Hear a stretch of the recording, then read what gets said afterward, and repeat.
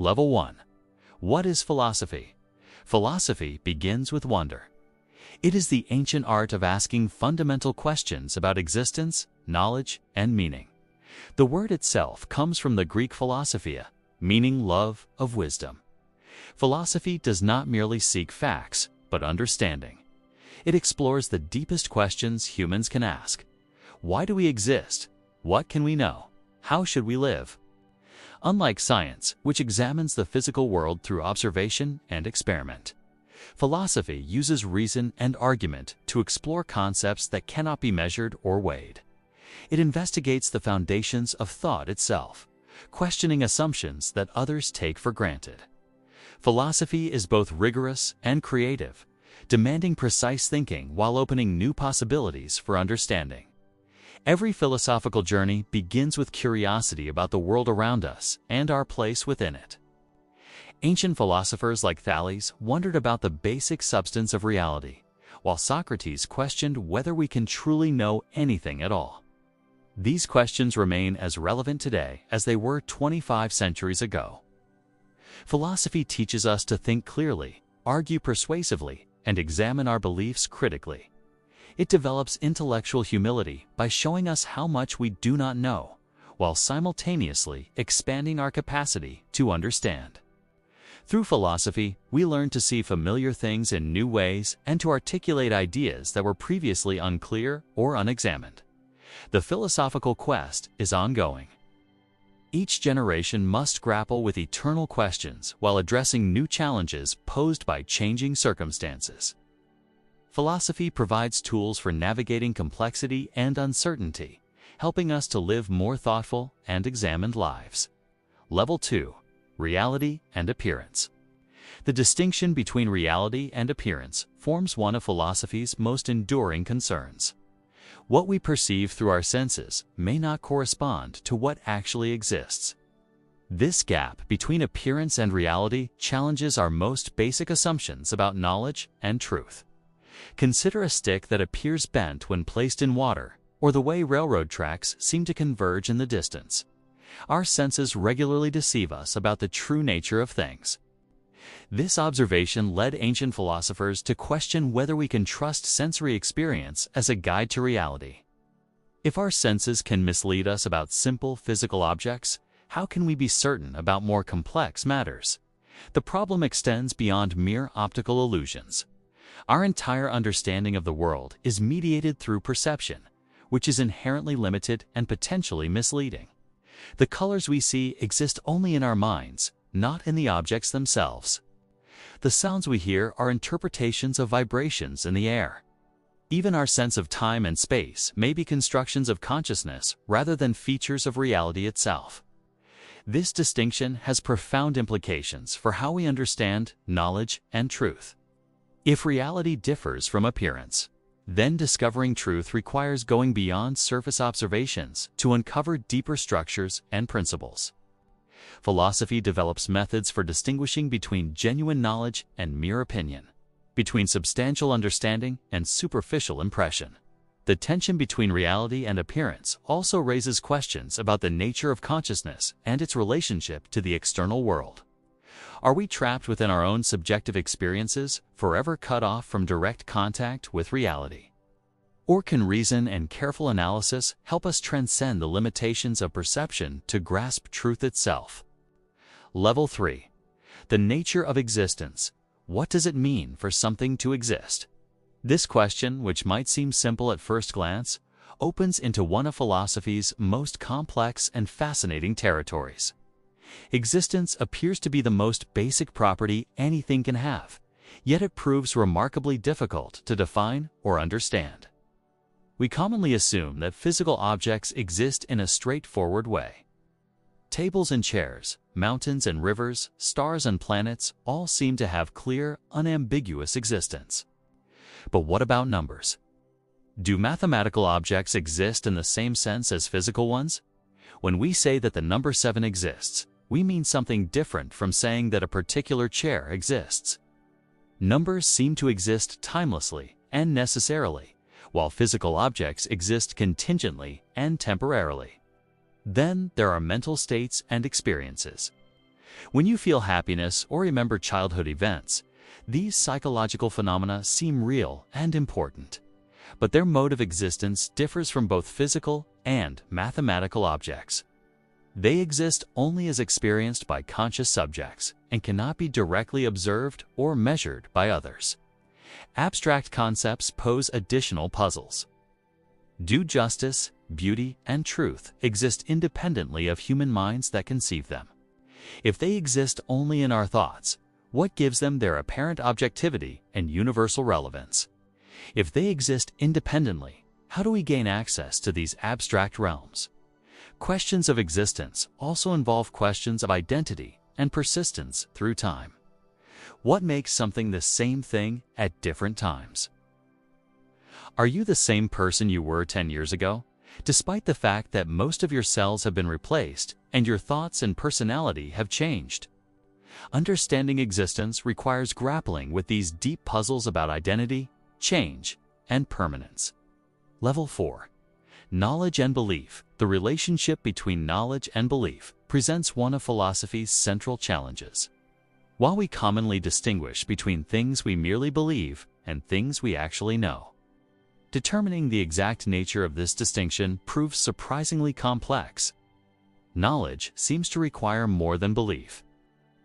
You might believe that it will rain tomorrow, but unless you have good reasons for this belief, we would not say you know it will rain. This suggests that knowledge is justified belief supported by adequate evidence or reasoning. But what counts as adequate justification? Different situations seem to require different standards of evidence. The challenge deepens when we consider that justification itself depends on other beliefs, which must also be justified. This creates a potential infinite regress. Every justification depends on further justifications, extending endlessly backward. How can we ever achieve genuine knowledge if every claim requires infinite support? Some philosophers argue that certain beliefs are self-evident or foundational, requiring no further justification. Others contend that beliefs form coherent webs of mutual support rather than hierarchical structures built on foundations.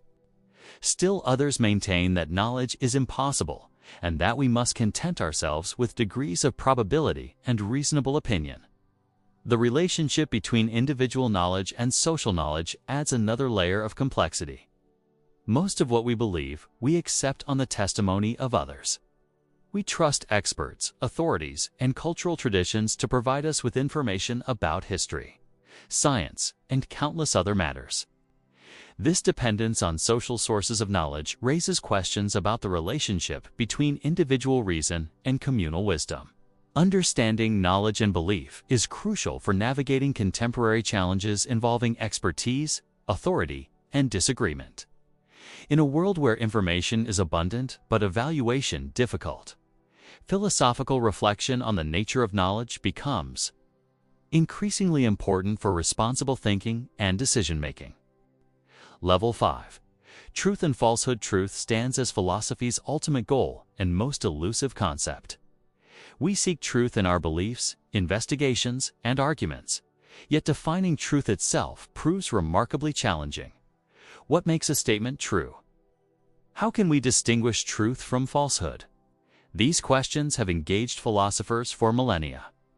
The correspondence theory suggests that true statements correspond to facts about reality. Snow is white is true because snow is indeed white. This approach seems natural and intuitive, but it raises difficult questions about the nature of facts and how our statements relate to them. What exactly is the relationship between words and world that constitutes correspondence? Alternative theories propose different approaches. The coherence theory holds that true statements are those that fit coherently within our overall system of beliefs. Truth emerges from consistency and mutual support among our various commitments rather than from correspondence to independent facts. This view acknowledges our epistemic limitations, while maintaining that truth is achievable through rational reflection. Pragmatic theories focus on the practical consequences of believing statements rather than their abstract relationship to reality. True beliefs are those that work, that help us navigate the world successfully and achieve our goals. This approach emphasizes the functional role of truth in human life while remaining skeptical about metaphysical questions concerning the nature of reality.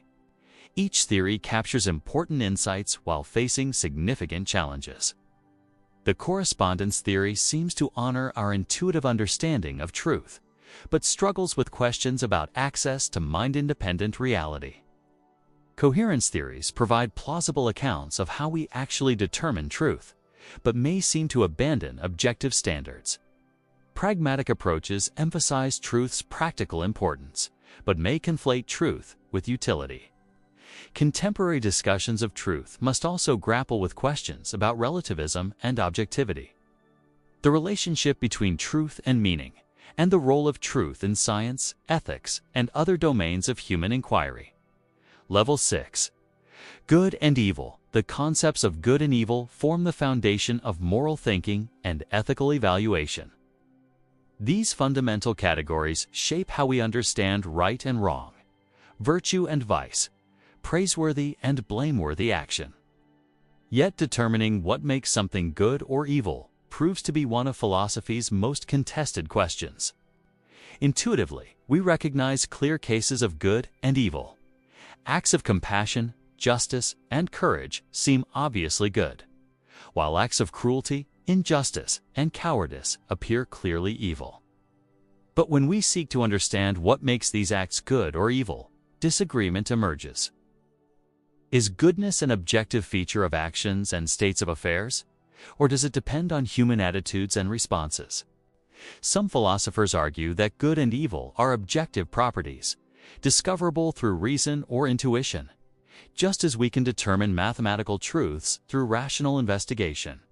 We can discover moral truths about what is genuinely good or evil. This view suggests that moral statements can be literally true or false, and that moral disagreement reflects ignorance rather than fundamental difference in values. Others contend that good and evil are projections of human attitudes onto the world. We call things good because we approve of them, and evil because we disapprove. This approach emphasizes the role of emotion, culture, and individual psychology in shaping moral judgments while questioning whether objective moral facts exist. Religious traditions typically ground good and evil in divine command or cosmic order. Good aligns with divine will or natural law, while evil represents deviation from these standards. Secular approaches must find alternative foundations for moral evaluation, whether in human nature, rational principles, or social agreements. The relationship between good and evil also raises questions about moral motivation and responsibility. Why should we care about being good? Can people be held responsible for evil actions if their behavior is determined by factors beyond their control? Level 7. Right and wrong. Determining right from wrong action constitutes ethics' central practical challenge, while we regularly make moral judgments about our own behavior and that of others. The principles underlying these judgments remain philosophically complex and controversial. Consequentialist approaches evaluate actions based on their results. An action is right if it produces good outcomes, wrong if it produces bad ones. This seems straightforward, but complications arise when we consider whose outcomes matter. How to weigh different types of consequences, and whether we should evaluate actual results or intended ones. Should we consider only immediate effects or long-term consequences? How do we balance benefits to some against harms to others? Deontological theories focus on the intrinsic nature of actions rather than their consequences. Some acts are inherently right or wrong, regardless of their results. Lying, promise breaking, and killing innocent people might be wrong, even if they sometimes produce better overall outcomes than the alternatives. This approach emphasizes moral rules and duties while struggling to explain where these duties come from and how to resolve conflicts between them. Virtue ethics shifts attention from actions to character traits. Rather than asking what makes actions right or wrong, virtue ethics asks what makes people good or bad. Right actions are those that virtuous people would perform, while wrong actions are those that vicious people would choose. This approach emphasizes moral education and character development. while raising questions about which virtues to cultivate and how to apply virtue-based thinking to specific moral dilemmas. Cultural variation in moral judgment adds another layer of complexity.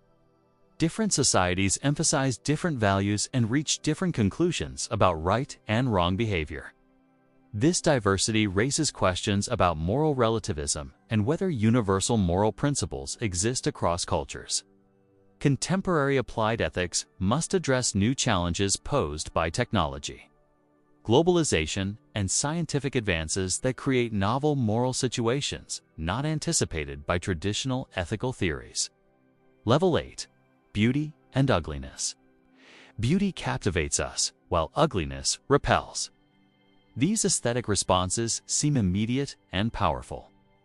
Yet, understanding their nature and significance proves philosophically challenging. What makes something beautiful? Is beauty objective or subjective? Does aesthetic value relate to moral or practical value? Plato argued that beauty is an objective feature of reality, reflecting perfect forms that exist beyond the physical world.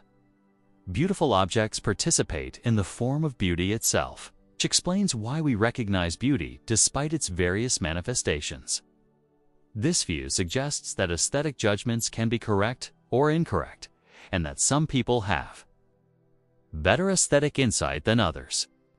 David Hume challenged this objectivist approach, arguing that beauty exists not in objects themselves, but in the mind of the beholder.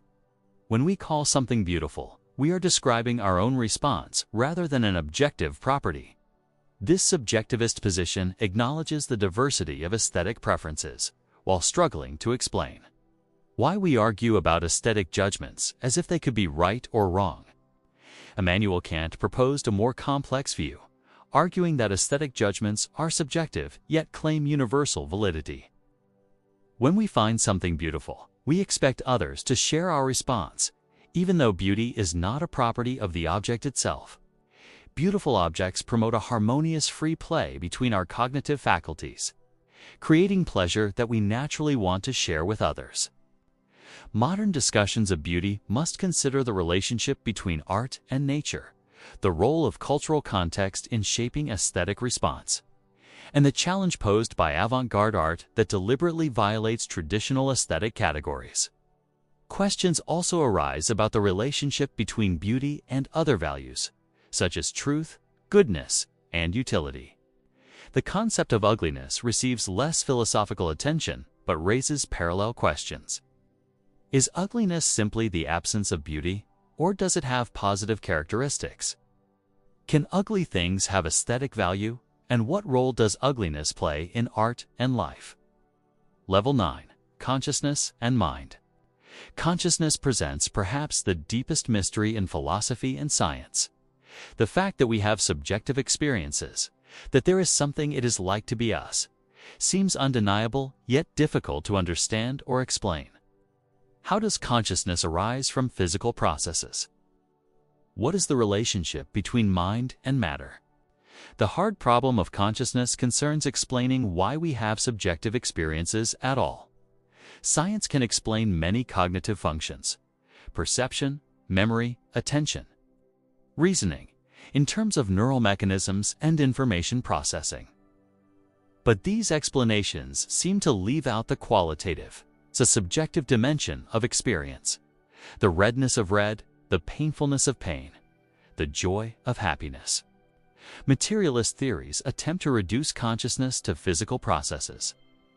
On this view, mental states are identical to brain states, and consciousness will eventually be fully explained in terms of neural activity.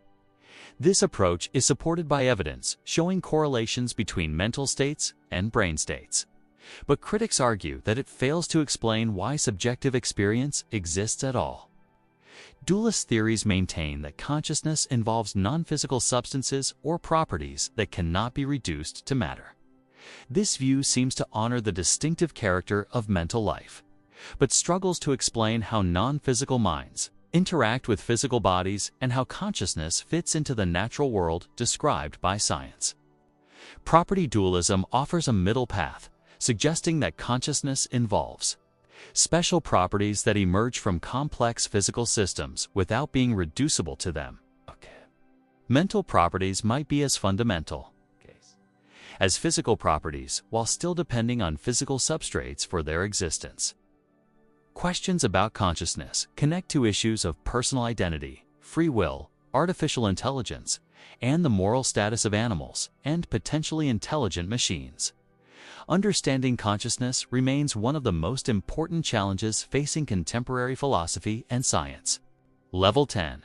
Free will and determinism. Do we possess genuine freedom of choice? Or are our actions determined by prior causes beyond our control?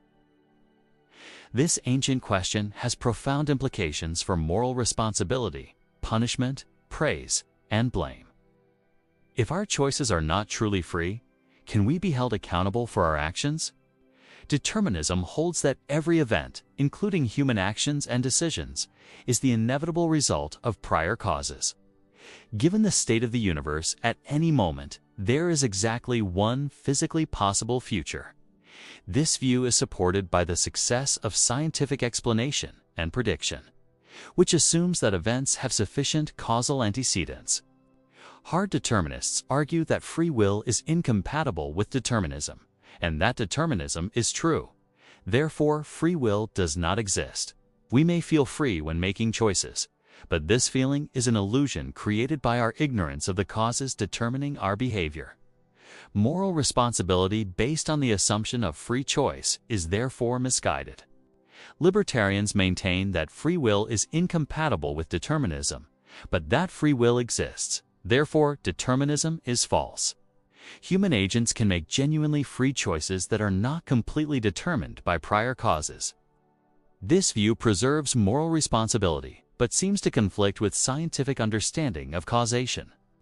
Compatibilists argue that free will and determinism can coexist. What matters for freedom and responsibility is not the absence of causation, but the right kind of causation. Actions are free when they flow from our own desires, values, and rational deliberation, even if these are themselves the products of prior causes. We act freely when we are not coerced, manipulated, or compelled by external forces. Contemporary discussions must consider findings from neuroscience and psychology that challenge common assumptions about conscious choice and rational decision-making. These empirical discoveries add new dimensions to ancient philosophical debates about human agency and responsibility. Level 11. The self and personal identity. What makes you you? This question about personal identity over time challenges our basic assumptions about selfhood and individual existence. You have changed dramatically since childhood. Your body, thoughts, memories, and personality have all evolved, yet you presumably remain the same person. What accounts for this persistence of identity through change? The psychological continuity theory locates personal identity in mental connections, particularly memory. You are the same person who experienced past events because you can remember them from the inside. This view explains why memory loss seems to threaten personal identity, and why we identify more strongly with recent experiences than distant ones. But memory can be unreliable, and much of our past is forgotten. Some philosophers propose broader psychological connections, including personality traits, values, beliefs, and characteristic patterns of thought and behavior. Personal identity consists in the gradual evolution of these psychological features rather than strict memory connections. The biological approach grounds personal identity in bodily continuity, particularly the persistence of the same living organism. You are the same person because you have the same body, even if your psychology has changed dramatically. This view handles cases of severe memory loss or personality change more easily than psychological theories. Bundle theorists reject the existence of a substantial self altogether. The self is nothing more than a collection of experiences, thoughts, sensations, and memories held together by various psychological associations. There is no additional entity beyond these mental contents that constitutes personal identity. Narrative theories suggest that personal identity is constructed through the stories we tell about ourselves. We become who we are through the ongoing process of interpreting and reinterpreting our experiences. creating coherent life narratives that give meaning and direction to our existence. These competing theories have implications for ethics, politics, and practical decision-making about medical treatment, legal responsibility, and future planning. Level 12. Time and eternity. Time permeates human experience, yet its nature remains profoundly mysterious. We exist in the present moment while remembering the past and anticipating the future. But what is the present moment? How long does it last? Is the flow of time real or illusory? The experience of temporal passage seems undeniable. Events move from future possibility through present reality to past completion. We age, change, and move through life stages in an apparently irreversible direction. Time seems to flow like a river, carrying us along from birth toward death. Yet physics suggests a different picture. Einstein's relativity theory shows that simultaneity is relative to reference frame. Events that are simultaneous for one observer may not be simultaneous for another. There is no universal present moment that divides past from future throughout the universe. Time appears more like a dimension through which we move rather than a flowing medium. The block universe theory treats all times past, present, and future as equally real.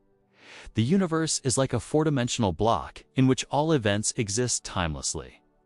Our impression of temporal flow results from our particular perspective within this block, not from any genuine passage of time. Presentism maintains that only the present moment is real. Past events no longer exist, and future events do not yet exist. This view aligns with temporal experience, but faces challenges from physics and problems about the nature of the present moment. Questions about time connect to broader metaphysical issues about change, causation, and the nature of existence. They also have practical implications for how we understand death, memory, planning, and the significance of temporal experience in human life. The concept of eternity raises additional puzzles about timeless existence and the relationship between temporal and eternal perspectives. Level 13. Cause and effect. Causation appears fundamental to our understanding of the world. Events have causes, and these causes bring about their effects according to natural laws. We use causal thinking to explain what has happened, predict what will happen, and intervene to produce desired outcomes. Yet the nature of causation itself proves philosophically puzzling. David Hume argued that we never directly observe causation, only the regular succession of events.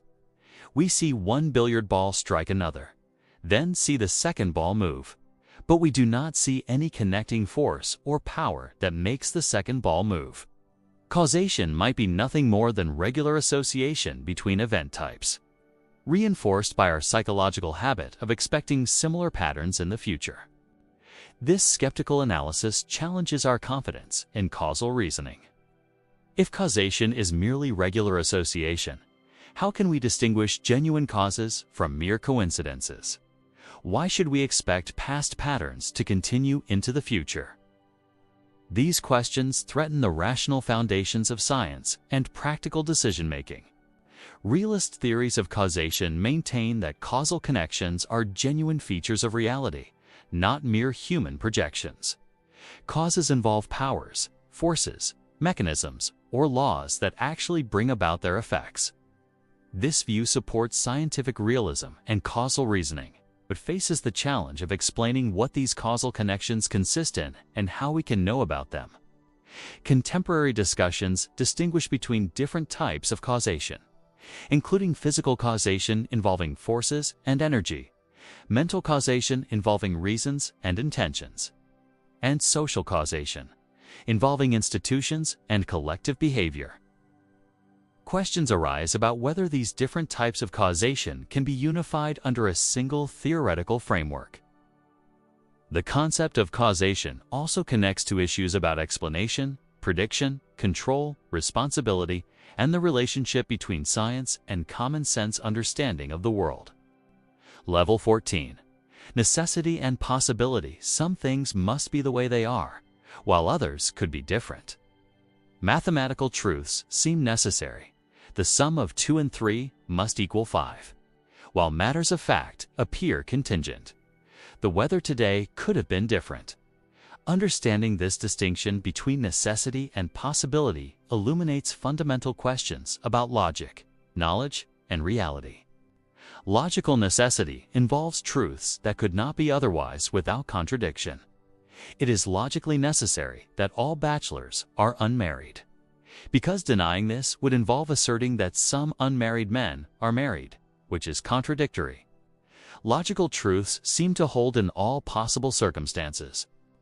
Metaphysical necessity concerns what must be the case given the fundamental nature of reality. Water is necessarily H2O, not because it would be contradictory to say otherwise, but because the molecular structure of water is essential to its identity. This type of necessity reflects the deep nature of things rather than mere logical relationships. Physical or natural necessity involves what must be the case given the laws of nature.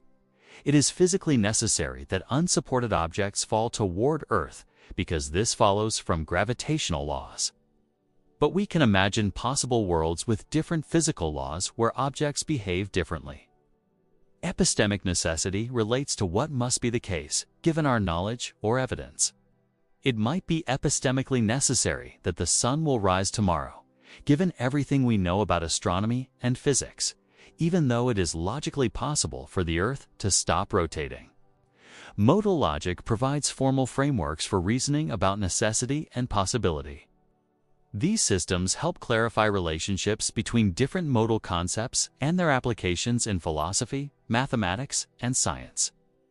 Questions about necessity and possibility connect to debates about determinism, causation, knowledge, and the nature of laws, both natural and logical. Level 15. Infinity and finitude. The concept of infinity stretches human understanding to its limits. We encounter potential infinities in mathematics. The series of natural numbers extends without end, and perhaps actual infinities in cosmology.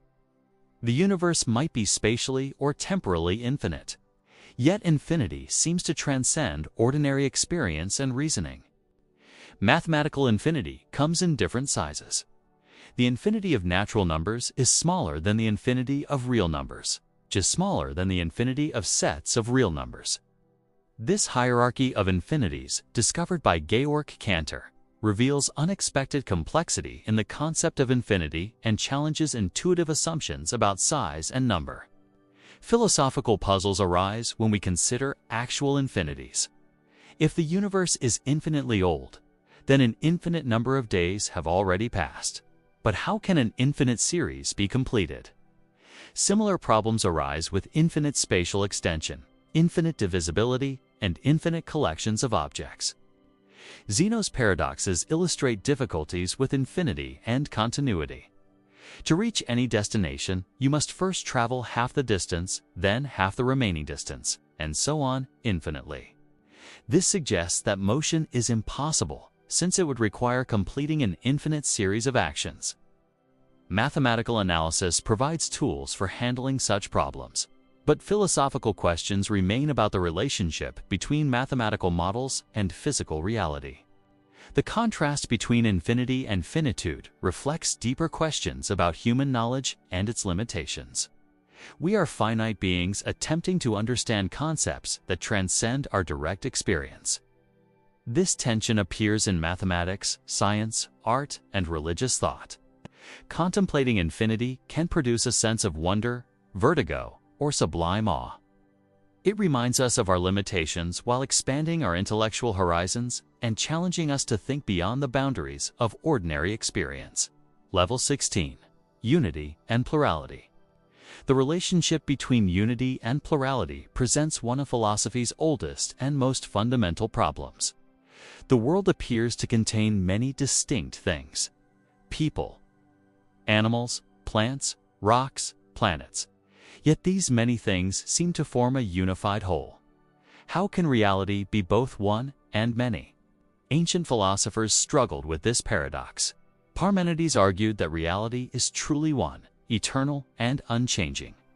The appearance of plurality and change is illusory, resulting from the limitations of human perception and thought. Only being itself is real, and it admits no divisions or alterations. Heraclitus proposed the opposite view. Everything flows and changes constantly. Reality is fundamentally plural and dynamic. Unity emerges from the tension and opposition between contrary forces, like the harmony produced by a bow or lyre through the tension of opposing strings. Plato attempted to reconcile these perspectives by distinguishing between two levels of reality. The world of forms is unified, eternal, and perfect, while the physical world is plural, changing, and imperfect. Physical objects achieve whatever unity and reality they possess by participating in eternal forms. Modern science faces similar issues. Physics seeks unified theories that explain diverse phenomena in terms of fundamental laws and particles. Yet the universe exhibits remarkable complexity and variety at higher levels of organization. The relationship between reductive unity and emergent plurality remains an active area of investigation. In ethics and politics, questions arise about the relationship between individual persons and collective entities like communities, nations, and humanity as a whole. Are we fundamentally separate individuals who come together for mutual benefit, or parts of larger wholes that give our lives meaning and purpose? The tension between unity and plurality also appears in art, religion, and personal experience, reflecting deep questions about identity, relationship, and the nature of existence itself. Level 17. Being and nothingness. What is it for something to be rather than not to be? This most fundamental of philosophical questions explores the nature of existence itself. Why does anything exist at all? How do we understand the relationship between being and non-being? Parmenides declared that being is and non-being is not, suggesting that existence is the most basic fact and that nothing can truly be said about nothingness. To think about non-being is paradoxical, since thinking about something seems to give it some form of being. This leads to the conclusion that what can be thought must exist. Yet we commonly refer to things that do not exist. We can think about fictional characters, impossible objects, and past or future events. How can we make sense of our ability to think about non-existent things without granting them some form of existence? Heidegger distinguished between being's particular things that exist and being itself, the fact that anything exists at all. He argued that Western philosophy has forgotten the question of being by focusing on particular beings. The fundamental question is not what exists, but why there is something rather than nothing. Existentialist philosophers emphasize the relationship between being and nothingness in human existence. We exist as conscious beings who are aware of our finitude and mortality. This awareness of our eventual non-being shapes our experience of being alive. We must create meaning and value in the face of ultimate nothingness. Contemporary discussions connect questions of being and nothingness to issues in logic, language, and metaphysics. How do we quantify over non-existent objects? What is the relationship between existence and truth? These questions remain active areas of philosophical investigation. The contrast between being and nothingness also has practical implications for how we understand life, death, creation, and the significance of existence itself. Level 18. The One and the Many. How can reality be simultaneously unified and diverse? This ancient problem, known as the question of the one and the many, addresses fundamental tensions in our understanding of existence, knowledge, and value. From one perspective, the universe appears to be a single, interconnected whole. Everything is part of the same physical reality, subject to the same natural laws, composed of the same basic particles and forces. Scientific investigation seeks unified theories that explain diverse phenomena in terms of common principles. This suggests that beneath apparent diversity lies fundamental unity. Yet the world also exhibits extraordinary variety and complexity. Living organisms differ dramatically from non-living matter. Conscious experiences seem qualitatively distinct from physical processes. Cultural institutions, artistic creations, and moral values appear to introduce new levels of reality not reducible to physics. This suggests genuine plurality that cannot be eliminated in favor of underlying unity. Religious and mystical traditions often emphasize ultimate unity behind apparent diversity. All things are manifestations of a single divine reality or cosmic principle. Individual identity is illusory. True understanding involves recognizing our fundamental oneness with all existence. This monistic vision promises spiritual fulfillment through transcendence of separateness. Pluralistic approaches celebrate diversity as fundamental rather than superficial. Reality contains genuinely different types of things that cannot be reduced to a single kind. This view supports tolerance, creativity, and the irreducible value of different perspectives and ways of life. The question connects to practical issues in politics, ethics, and education. Should we emphasize what unites us or what makes us distinctive? How do we balance respect for diversity with the need for common understanding and cooperation? Modern complexity theory suggests that unity and diversity might be compatible through emergence and self-organization, where simple rules generate complex, varied behavior. Level 19. Substance and attribute. What is the relationship between things and their properties? A red rose is red, fragrant, and thorny. But what is the relationship between the rose itself and its redness, fragrance, and thorniness? This question about substance and attributes has shaped philosophical thinking for millennia. The substance attribute framework treats objects as fundamental entities, substances, that possess various properties attributes. The rose is a substance that has the attributes of being red, fragrant, and thorny. Substances provide the underlying reality that supports and unifies various properties. Without substances, attributes would have nothing to characterize. This view faces several challenges. If we list all the properties of an object, what remains that constitutes the substance itself? The substance seems to be nothing more than an unknowable substratum that supports properties but has no characteristics of its own. This leads some philosophers to question whether substances exist at all. Bundle theory proposes that objects are nothing more than collections or bundles of properties. The rose is not a substance with attributes, but rather a particular combination of redness, fragrance, thorniness, and other properties. This eliminates the mysterious substratum but faces the problem of explaining. What holds the bundle together and distinguishes one bundle from another? Process philosophy suggests that reality consists fundamentally of processes or events rather than static substances. What we call objects are relatively stable patterns in the flux of experience and activity. This view aligns with scientific understanding of matter as energy in various forms of organization. Contemporary metaphysics explores various approaches to the substance attribute problem, including structural realism, property dualism, and neutral monism. These debates connect two questions about personal identity, causation, scientific realism, and the relationship between appearance and reality. The framework also has practical implications for how we understand ourselves and our relationship to the physical and social world. Level 20. Form and matter. The distinction between form and matter addresses fundamental questions about the nature of physical objects and the relationship between structure and material. What makes something the kind of thing it is? Is it the material from which it is made, or the way that material is organized? Aristotle's hylomorphic theory treats every physical object as a combination of matter, hyle, and form morph. Matter provides the material substrate, while form gives it specific shape, structure, and identity. A bronze statue consists of bronze matter, organized in a particular waveform. The same bronze could be melted down and recast into a different statue with a different form. This framework helps explain change and identity over time. When a seed grows into a tree, the matter changes, but the form provides continuity of identity.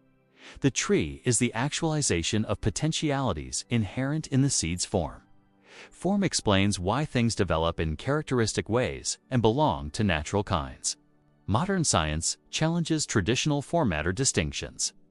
Matter is now understood as energy in various configurations, while form might be reducible to patterns of energy and information. Molecular biology shows how the information encoded in DNA provides the form that organizes biological matter into living organisms. The question extends beyond physical objects to abstract entities. Mathematical objects seem to be pure form without matter. Numbers, geometric shapes, and logical structures exist as formal patterns rather than material things. This suggests that form might be more fundamental than matter. Information theory and computer science have renewed interest in form-matter distinctions. Digital technology separates information form from its physical substrate matter in unprecedented ways. The same information can be stored in different physical media while retaining its essential structure. These developments raise new questions about the relationship between abstract and concrete, mental and physical, universal and particular aspects of reality. Level 21. Universals and particulars when two roses are both red. What accounts for their similarity? Do they share a common property of redness that exists independently of particular red things? Or is redness nothing more than a useful concept for grouping similar objects? This question about universals and particulars addresses fundamental issues about the nature of properties, concepts, and classification. Platonic realism maintains that universals like redness, roundness, and justice exist independently of the particular things that exemplify them. These universal forms are perfect, eternal, and unchanging. Individual red objects participate in or imitate the form of redness, which explains both their similarity to each other and our ability to recognize them as red. This view explains the objectivity of classification and the possibility of knowledge. We can make true statements about red things because there is a real universal that makes them genuinely similar. Mathematical and logical truths reflect relationships among eternal universals. But realism faces the problem of explaining how abstract universals relate to concrete particulars, and how we gain cognitive access to abstract realms. Nominalism denies the existence of mind-independent universals. Only particular objects exist. General terms like red are merely names we apply to groups of similar objects for practical purposes. Similarity is not grounded in shared universals, but results from our conceptual practices and linguistic conventions. This view avoids mysterious abstract entities, but struggles to explain the apparent objectivity of similarities and the success of inductive reasoning. Conceptualism locates universals in minds rather than in an independent, abstract realm. Redness exists as a concept in thinking beings, not as a mind-independent entity. This approach acknowledges the reality of universal concepts while avoiding commitment to abstract objects. But it faces questions about whether concepts themselves are universal or particular, and about the relationship between concepts and reality. Contemporary discussions explore various middle positions and connect these issues to philosophy of language, science, and mathematics. Level 22. Essence and existence. Does everything that exists have an essential nature that makes it the kind of thing it is? The relationship between essence and existence has profound implications for understanding identity, necessity, and the nature of reality itself. Essentialist theories maintain that objects have essential properties that they cannot lose without ceasing to exist. Water is essentially H2O. Anything that is not composed of hydrogen and oxygen in the right proportion is not water. Human beings might be essentially rational animals. Losing rationality would mean ceasing to be human. These essential properties are necessary, not contingent, and they ground the identity conditions for different kinds of things. Aristotle distinguished between essence and existence, arguing that knowing what something is, its essence, differs from knowing that it exists. We can understand the essence of unicorns, horse-like creatures with single horns. without believing that unicorns actually exist. This suggests that essence and existence are distinct and that existence is not part of any finite being's essence. Medieval philosophers developed this distinction further. Thomas Aquinas argued that in created beings, essence and existence are really distinct. A thing's essence determines what kind of thing it is, while existence is an additional act that actualizes the essence. Only in God are essence and existence identical. God's essence is to exist. Existentialist philosophers like Jean-Paul Sartre famously claimed that existence precedes essence. At least for human beings, we exist first as conscious beings, then create our essence through our choices and actions. There is no predetermined human nature that determines what we must become. We are radically free to define ourselves through our decisions. Contemporary discussions focus on modal properties and possible worlds. Essential properties are those an object has in every possible world where it exists. This framework provides tools for precise analysis while raising questions about the metaphysical status of possible worlds and modal properties. The essence of existence distinction connects to debates about natural kinds, personal identity, moral responsibility, and the relationship between science and metaphysics. Level 23. The absolute and the relative. Is there an absolute perspective from which reality can be understood completely and objectively? Or are all our viewpoints necessarily partial and relative? This question touches fundamental issues about truth, knowledge, and the possibility of objective understanding. Absolutist positions maintain that reality has a definite structure independent of human perspectives. Truth is objective and universal, not relative to particular viewpoints or cultural contexts. While our knowledge may be limited and fallible, there are facts about how things really are that do not depend on what anyone believes or experiences. Science aims to discover these objective truths through methods that minimize subjective bias. This view supports the idea that some beliefs and practices can be objectively better than others. If there are absolute moral truths, then some ethical systems are simply correct while others are mistaken. If there are absolute standards of rationality, then some forms of reasoning are genuinely superior. The existence of absolute standards makes progress possible and disagreement meaningful. Relativist theories deny the existence of absolute truths or standards. All knowledge and value claims are relative to particular contexts: cultural, historical, conceptual, or individual. What counts as true, rational, or good depends on the framework from which these judgments are made. There is no neutral framework-independent perspective from which to evaluate different viewpoints. This approach emphasizes the diversity of human experience and the dangers of imposing particular perspectives as universal truths. Relativism promotes tolerance and humility, while challenging dogmatic claims to absolute knowledge. But it faces the problem of self-refutation. If all truth is relative, is the claim that truth is relative itself relative or absolute? Contemporary discussions explore various middle positions that acknowledge both objective constraints and subjective contributions to knowledge and value. Pragmatist approaches focus on what works in practice rather than abstract questions about absolute truth. Level 24. The finite and the infinite. Human beings are finite creatures attempting to understand themselves and their place in what may be an infinite universe. This tension between finitude and infinity shapes our intellectual, spiritual, and practical endeavors in profound ways. Our finitude manifests in multiple dimensions. We are spatially bounded, confined to particular locations, and unable to be everywhere at once.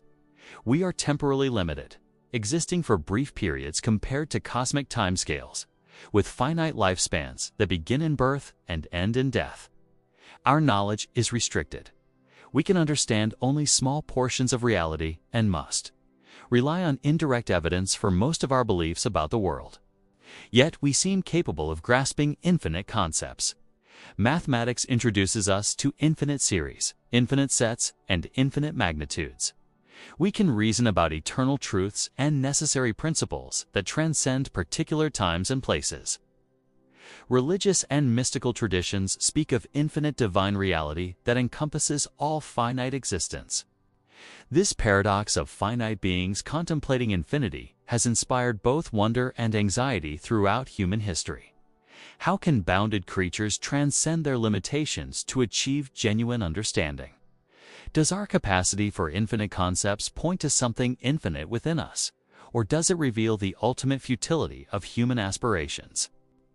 Some philosophers argue that recognizing our finitude is essential for wisdom and authentic living. Accepting our limitations allows us to focus on what is genuinely important and achievable. Attempts to transcend human finitude may lead to hubris, self-deception, and the neglect of immediate responsibilities. Others maintain that the drive toward the infinite represents what is most valuable in human nature. Through art, science, philosophy, and spiritual practice, we can participate in realities that transcend our individual limitations. The finite gains meaning through its relationship to the infinite. Contemporary cosmology and physics raise new questions about the relationship between finite human understanding and potentially infinite physical reality. Level 25. Identity and difference. What makes things the same or different? This seemingly simple question opens into complex philosophical territory involving logic, metaphysics, language, and practical reasoning. Understanding identity and difference is crucial for classification, reasoning, and action. The logical principle of identity states that everything is identical to itself. A equals A. This appears trivial, but has important implications. If something is truly identical to itself at different times, then it must retain essential properties despite other changes. This raises questions about what constitutes essential versus accidental properties, and how identity persists through time. Leibniz's principle of the identity of indiscernibles holds that no two distinct things can have exactly the same properties. If two objects are indiscernible in all respects, they are actually the same object. This principle seems plausible, but faces challenges from quantum mechanics, where particles can be genuinely indistinguishable, and from the possibility of perfectly symmetrical universes. Qualitative identity involves sharing properties, while numerical identity involves being the same individual entity. Two roses might be qualitatively identical, sharing the same color, size, and shape, while remaining numerically distinct. Understanding this distinction is crucial for clear thinking about similarity and difference. The question of identity over time is particularly puzzling. Are you the same person you were 10 years ago? Your physical body has largely replaced its cells. Your psychological states have changed dramatically, and your beliefs and values may have evolved significantly. What accounts for personal identity through such radical change? Different criteria for identity apply in different contexts. Biological organisms maintain identity through continuous life processes. Artifacts maintain identity through continued function or structure. Institutions maintain identity through historical continuity and social recognition. Questions about identity and difference have practical implications for moral responsibility, legal liability, ownership rights, and social relationships. Level 26. Permanence and change. Everything appears to change constantly, yet some things seem to remain stable over time.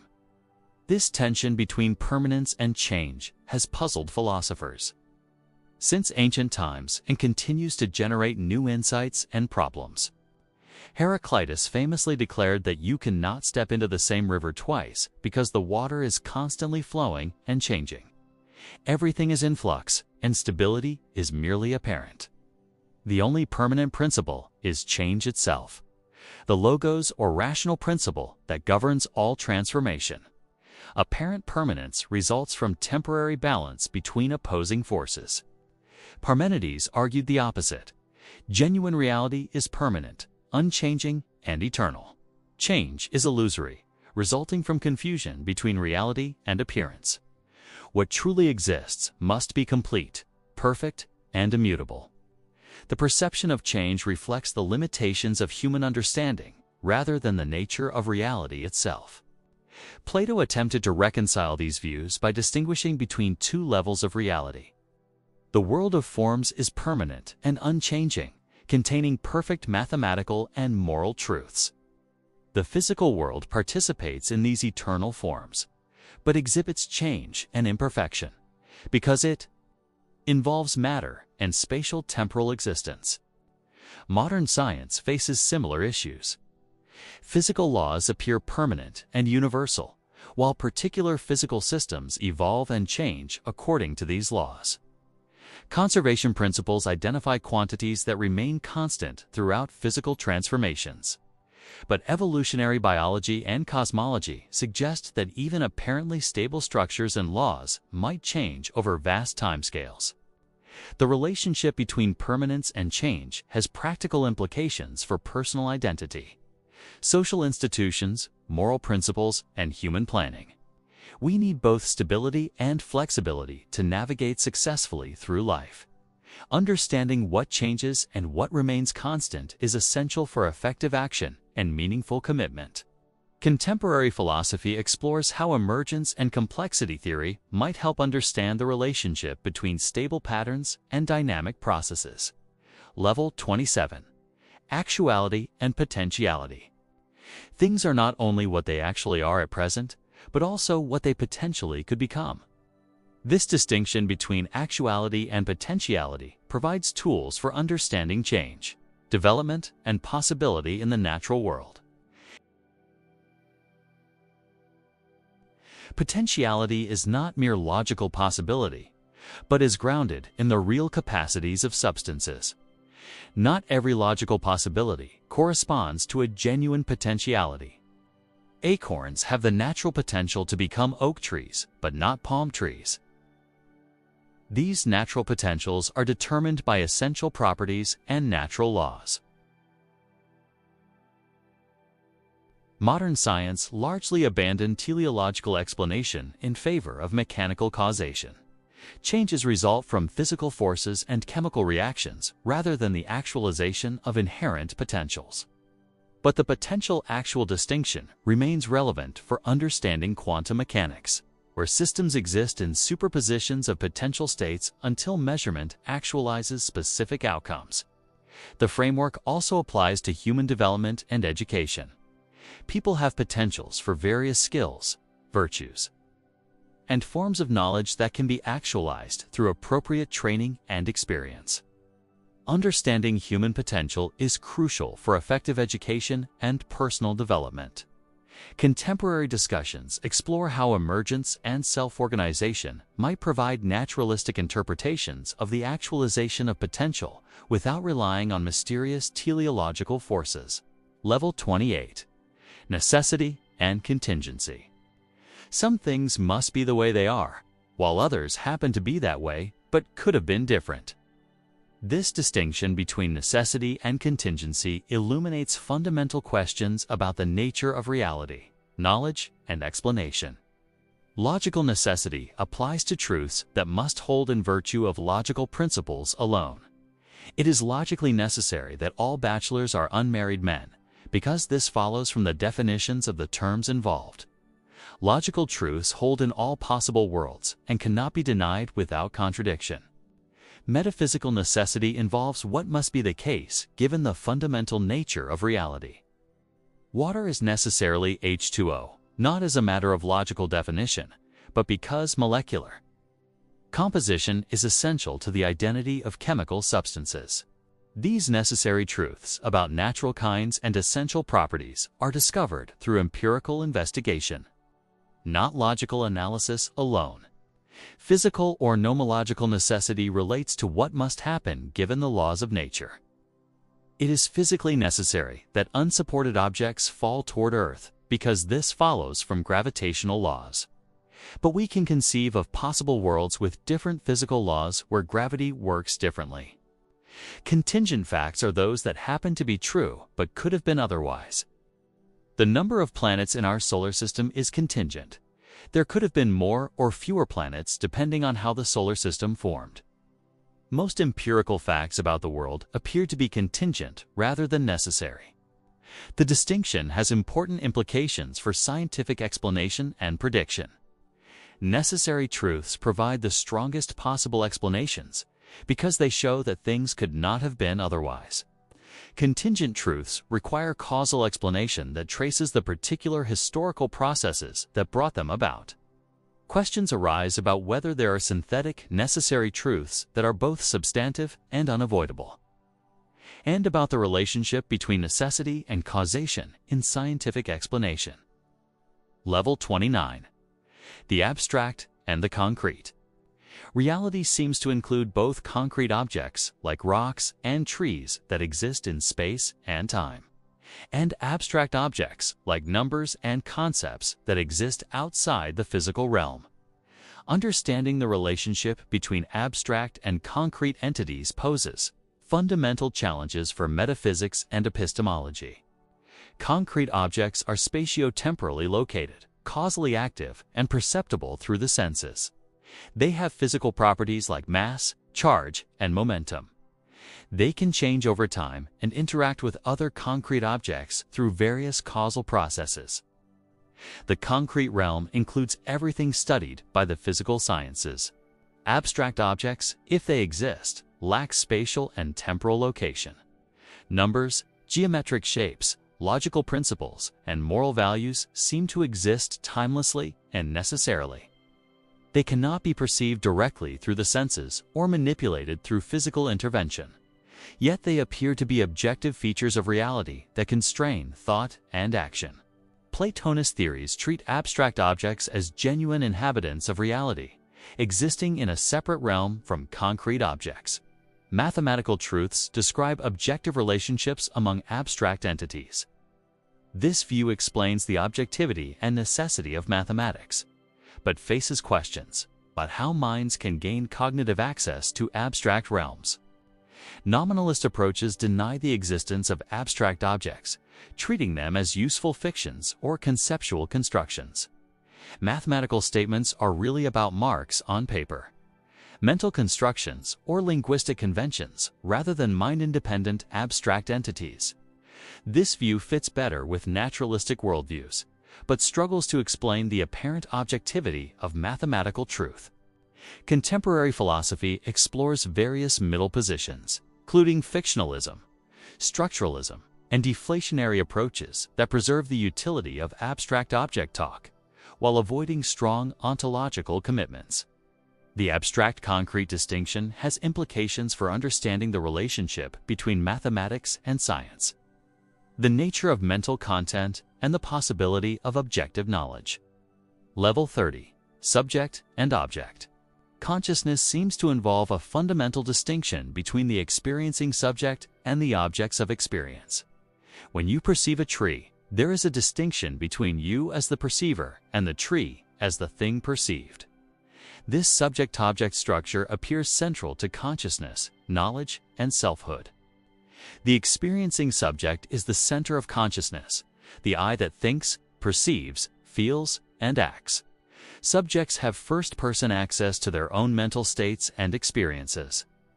They persist through changing experiences and provide the unity that binds different mental contents together.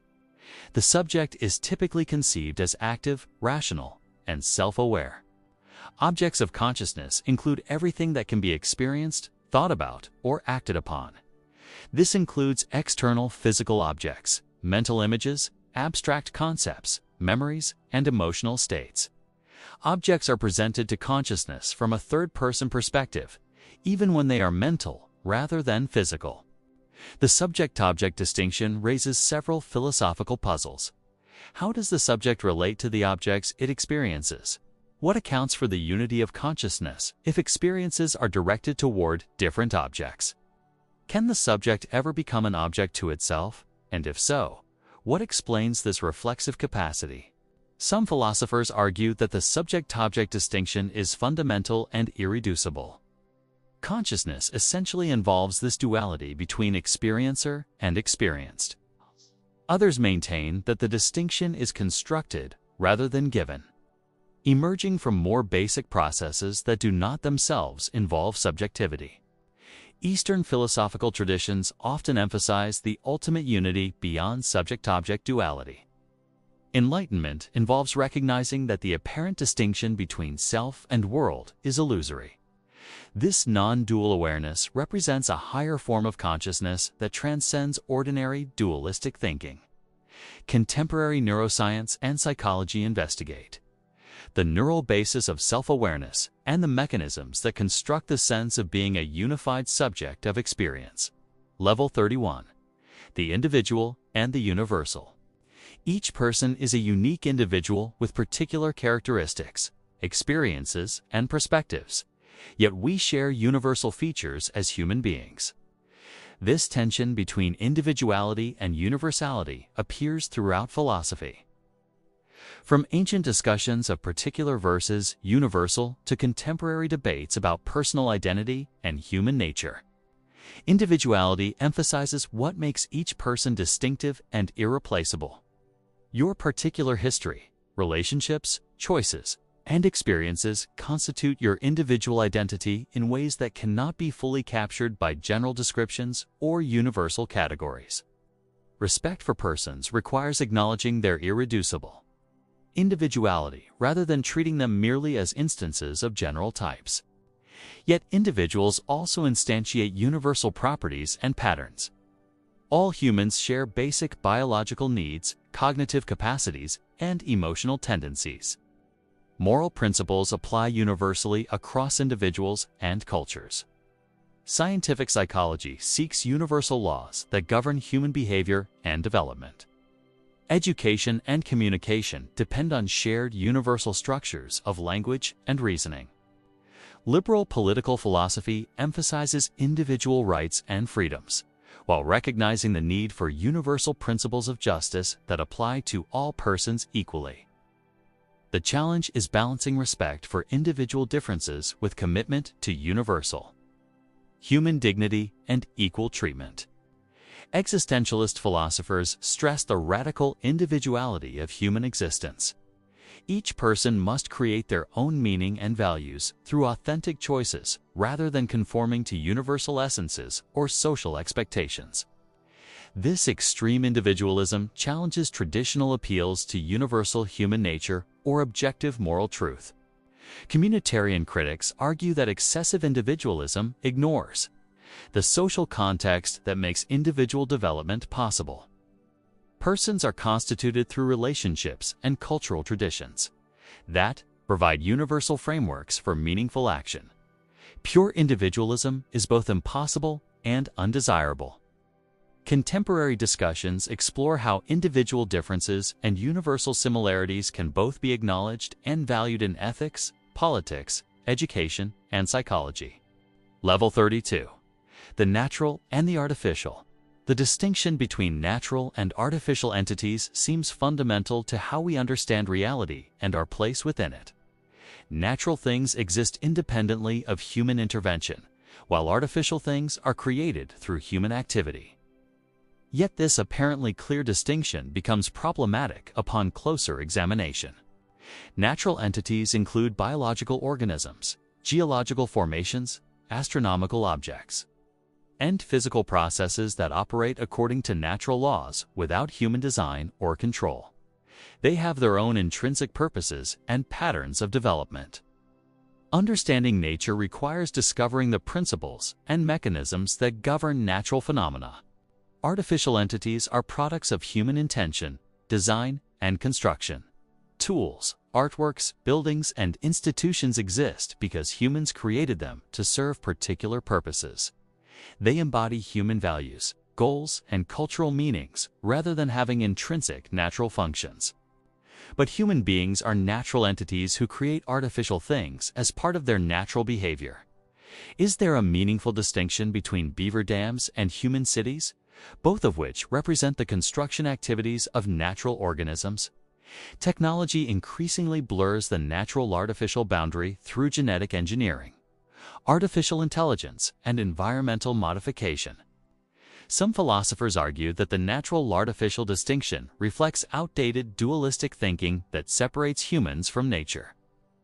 Everything that exists is part of the natural world, including human culture and technology. The appearance of artificiality results from taking too narrow a view of nature itself. Others maintain that the distinction remains important for understanding value and responsibility.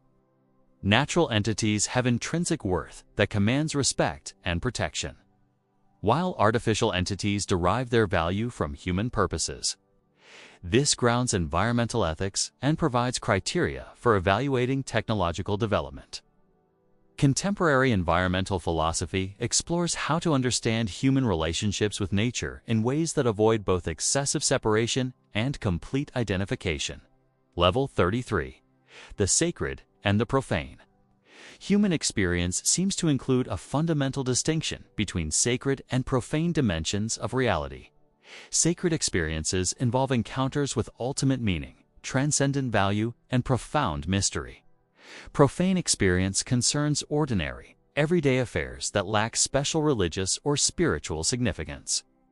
The sacred encompasses whatever is set apart as holy, ultimate, or deserving of reverence. This includes divine beings, religious rituals, moral principles, and transformative experiences that connect individuals with something greater than themselves. Sacred realities command respect and devotion rather than merely instrumental use. Profane reality consists of ordinary objects and activities that serve practical functions without carrying special spiritual meaning. Work, commerce, entertainment, and routine social interactions belong to the profane sphere. They are important for human flourishing, but do not involve direct encounter with ultimate reality. Religious traditions typically organize human life around this distinction, setting aside sacred times, places, and practices that provide access to divine reality. Rituals mark transitions between sacred and profane spheres and help maintain proper relationships with ultimate reality. Secular approaches may reject traditional religious categories while recognizing analogous distinctions between ultimate and penultimate concerns, intrinsic and instrumental values, or transcendent and mundane experiences. Art, love, moral commitment, and scientific discovery can provide secular forms of sacred experience. The distinction raises questions about whether sacred reality exists objectively or results from human attitudes and cultural practices. Are some things inherently sacred, or do we make them sacred through our responses and commitments? How should sacred and profane dimensions of life be related? Contemporary discussions explore how religious and secular worldviews can coexist and what roles sacred experience might play in pluralistic societies that include both religious and non-religious citizens. Level 34. Order and chaos. Reality exhibits both orderly patterns that enable prediction and understanding, and chaotic processes that resist systematic explanation. This interplay between order and chaos appears at multiple levels, from physical systems to biological evolution to human societies.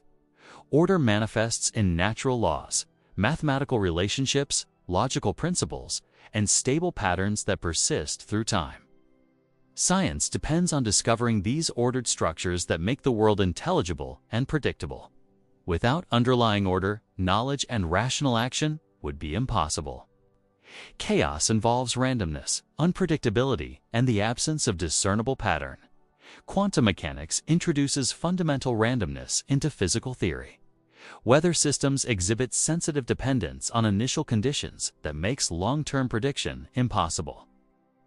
Historical events often appear contingent and unpredictable despite occurring within orderly, natural, and social structures. The relationship between order and chaos is complex rather than simply oppositional.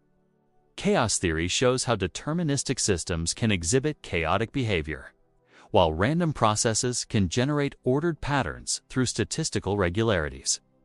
Evolution combines random mutation with natural selection to produce the ordered complexity of biological organisms. Human creativity often emerges from the interaction between order and chaos. Art requires both technical skill and spontaneous inspiration. Scientific discovery involves both systematic method and creative insight. social innovation requires both stable institutions and disruptive change. Some philosophical traditions emphasize order as fundamental to reality and value. Platonic and Aristotelian approaches seek to discover the rational principles that govern existence. Other traditions celebrate chaos as a source of creativity and freedom that prevents reality from becoming rigid and sterile. Contemporary complexity science explores how ordered patterns emerge spontaneously, from chaotic processes through self-organization and nonlinear dynamics. This suggests new ways of understanding the relationship between order and chaos that avoid simple oppositions. Level 35. The simple and the complex reality seems to involve both simple fundamental elements and complex systems built from these elements. Understanding this relationship between simplicity and complexity is crucial for scientific explanation, philosophical understanding, and practical problem-solving. Reductionist approaches seek to explain complex phenomena in terms of simpler components and their interactions. Physics reduces chemistry to atomic and molecular behavior. Biology reduces to biochemistry and ultimately to physics. Psychology reduces to neuroscience. This program aims to discover the simple fundamental laws that govern all complex appearances. The reductionist vision promises unified scientific understanding and has achieved remarkable explanatory success. But it faces challenges from emergence, the appearance of novel properties and patterns at higher levels of organization that are not easily predicted from lower-level properties. Consciousness, life, and social institutions may involve emergent properties that require their own levels of description and explanation. Complexity science studies how simple rules and interactions can generate complex, unpredictable behavior. Weather systems, ecosystems, and economic markets exhibit complex dynamics that emerge from relatively simple underlying processes. This suggests that complexity is fundamental rather than merely apparent. Philosophical traditions disagree about whether reality is ultimately simple or complex. Platonic approaches seek simple, eternal principles that explain complex appearances. Atomistic approaches reduce everything to simple particles in motion. But process philosophers argue that complexity and relationality are fundamental features of reality. The relationship between simple and complex also appears in aesthetics, ethics, and practical reasoning. Simple solutions are often preferred for their elegance and comprehensibility, but complex problems may require complex responses. Finding the right balance between simplicity and complexity is an ongoing challenge across many domains. Contemporary discussions explore how information, computation, and network theory might provide new frameworks for understanding the emergence of complexity from simplicity. Level 36. The whole and the parts. Understanding the relationship between wholes and their parts is fundamental to comprehending reality at every level. Are wholes nothing more than collections of parts? Or do they have properties and causal powers that cannot be reduced to their components? Atomistic approaches treat wholes as merely collections of independently existing parts. A molecule is nothing more than atoms in specific spatial arrangements. A society is nothing more than individual people in various relationships. Understanding wholes requires understanding their parts and how these parts interact. This reductionist view supports scientific methodology and has explanatory power, but it faces challenges from emergent properties that appear at higher levels of organization. Water has properties like wetness and liquidity that cannot be predicted from knowledge of hydrogen and oxygen atoms alone. Living organisms exhibit purposive behavior that seems absent from their non-living components. Holistic approaches maintain that wholes have irreducible properties and causal powers. The whole is greater than the sum of its parts.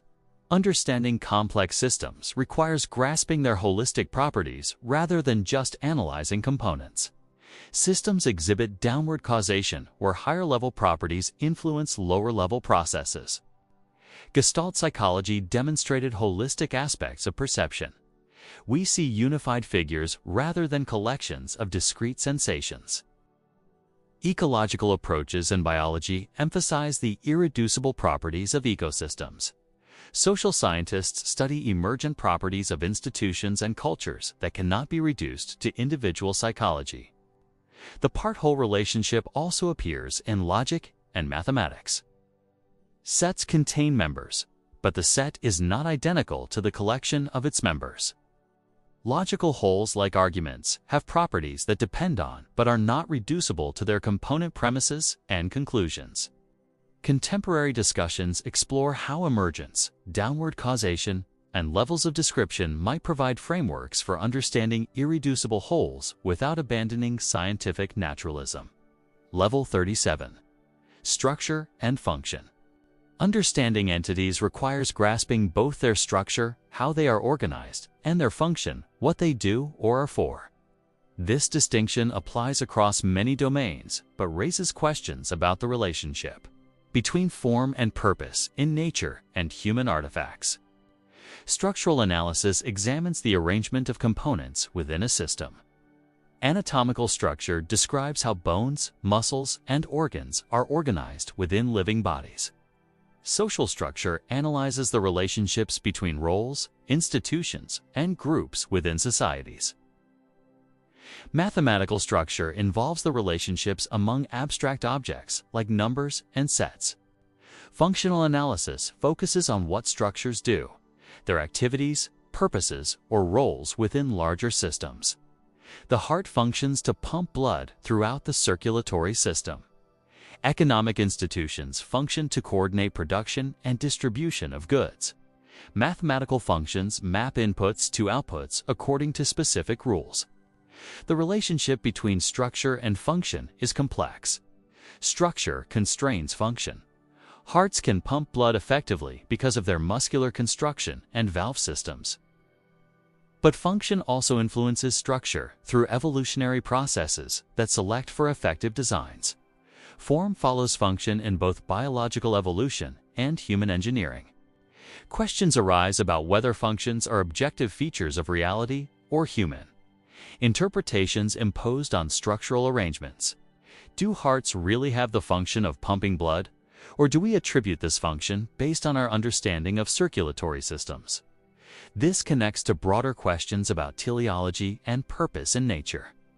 Functionalist approaches in philosophy of mind identify mental states with their functional roles rather than their physical structures. Pain is whatever plays the appropriate functional role in mediating between stimuli and responses, regardless of how this role is physically implemented. Contemporary systems theory and cybernetics provide frameworks for understanding how structure and function interact in complex adaptive systems. Level 38. Mechanism and teleology. Mechanical explanation accounts for phenomena in terms of efficient causes, prior events that bring about subsequent effects through natural laws. Teleological explanation appeals to final causes, goals or purposes that guide processes toward specific endpoints. These contrasting explanatory frameworks have competed throughout the history of philosophy and science. Mechanistic approaches explain biological and psychological phenomena in terms of physical and chemical processes. Heredity results from DNA replication mechanisms.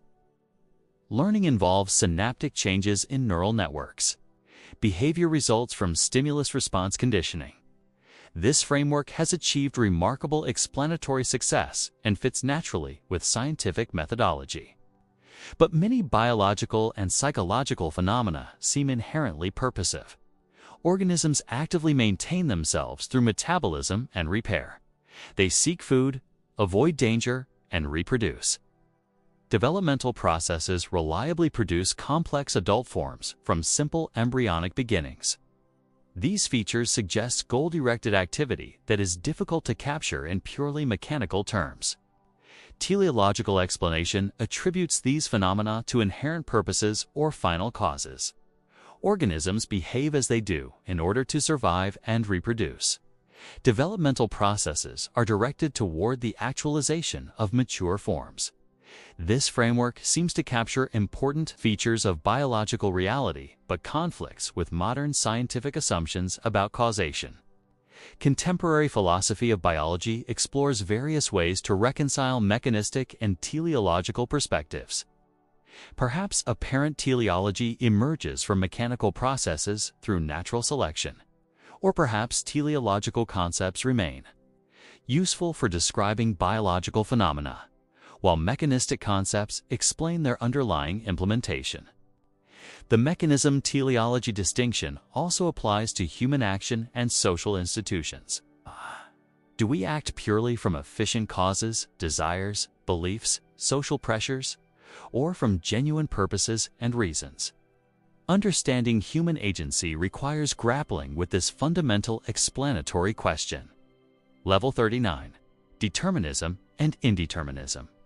Is everything that happens completely determined by prior causes, or do some events occur without sufficient causal antecedents? This question about determinism versus indeterminism has profound implications for understanding causation, prediction, responsibility, and freedom. Deterministic theories hold that every event is the inevitable result of prior causes operating according to natural laws. Given the complete state of the universe at any moment, there is exactly one physically possible future. This view supports scientific explanation and prediction, while seeming to rule out genuine choice and moral responsibility. Classical physics exemplified deterministic thinking.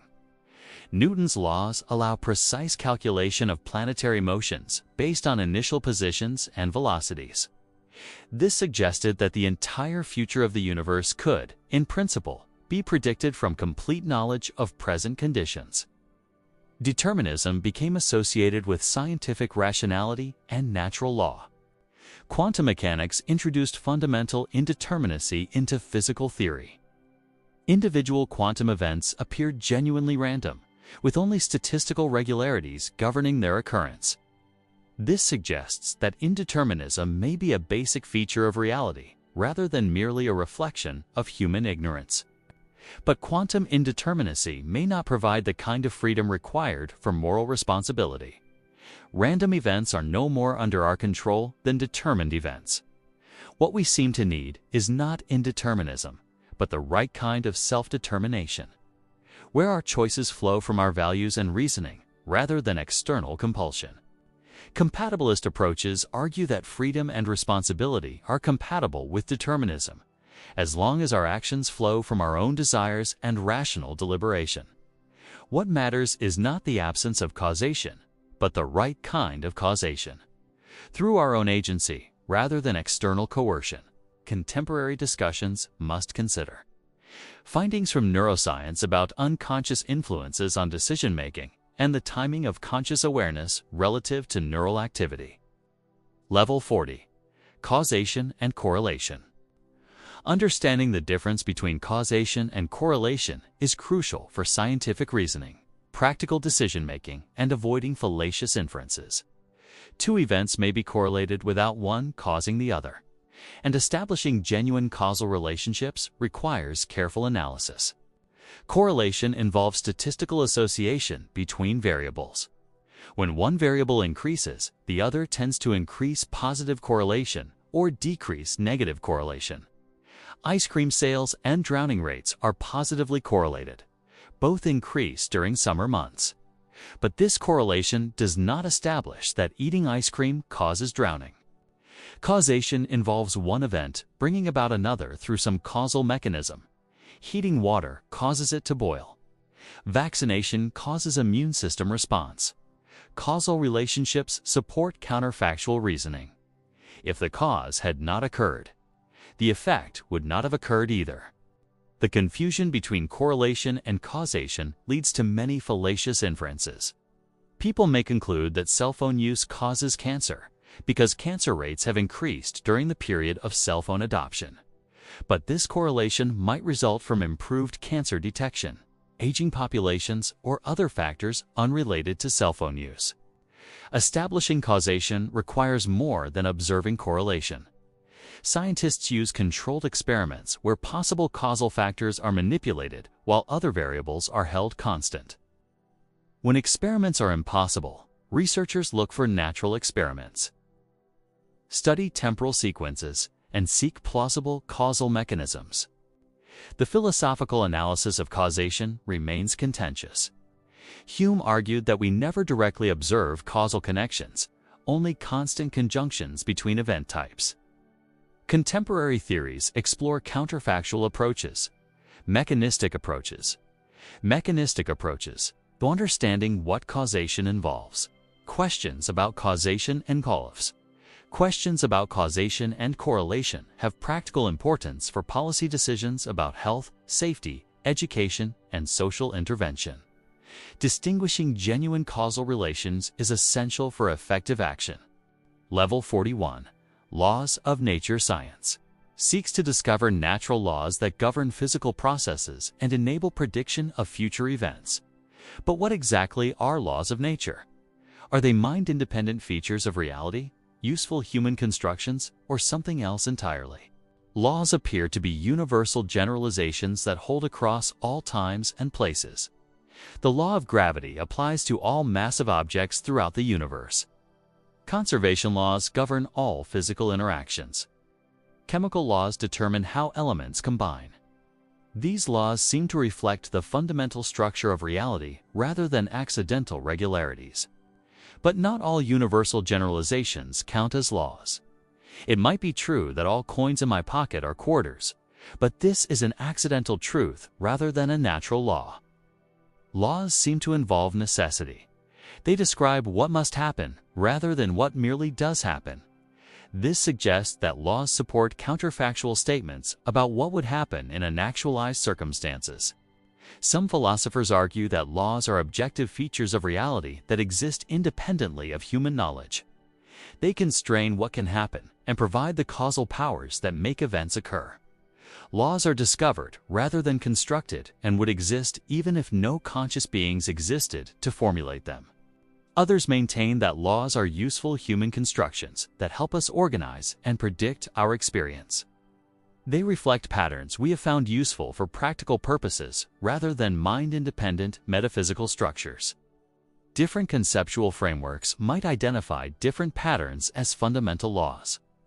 Contemporary discussions explore the relationship between laws and causation, the distinction between fundamental and derivative laws, and the problem of explaining why particular laws, rather than others, govern our universe. The success of science in discovering mathematical laws raises questions about the relationship between mathematics and physical reality. Level 42. Space and Time.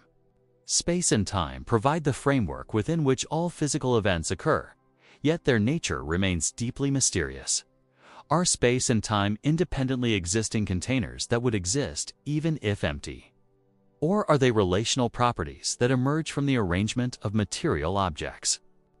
Absolute theories treat space and time as substantial entities that exist independently of their contents. Space is like an infinite container that provides locations for objects, while time is like a flowing medium that provides temporal positions for events. This view supports the idea that empty space and time are possible, and that objects have definite spatial and temporal locations. Newton's mechanics presupposed absolute space and time. Objects have absolute velocities relative to space itself, and simultaneity is absolute across the universe.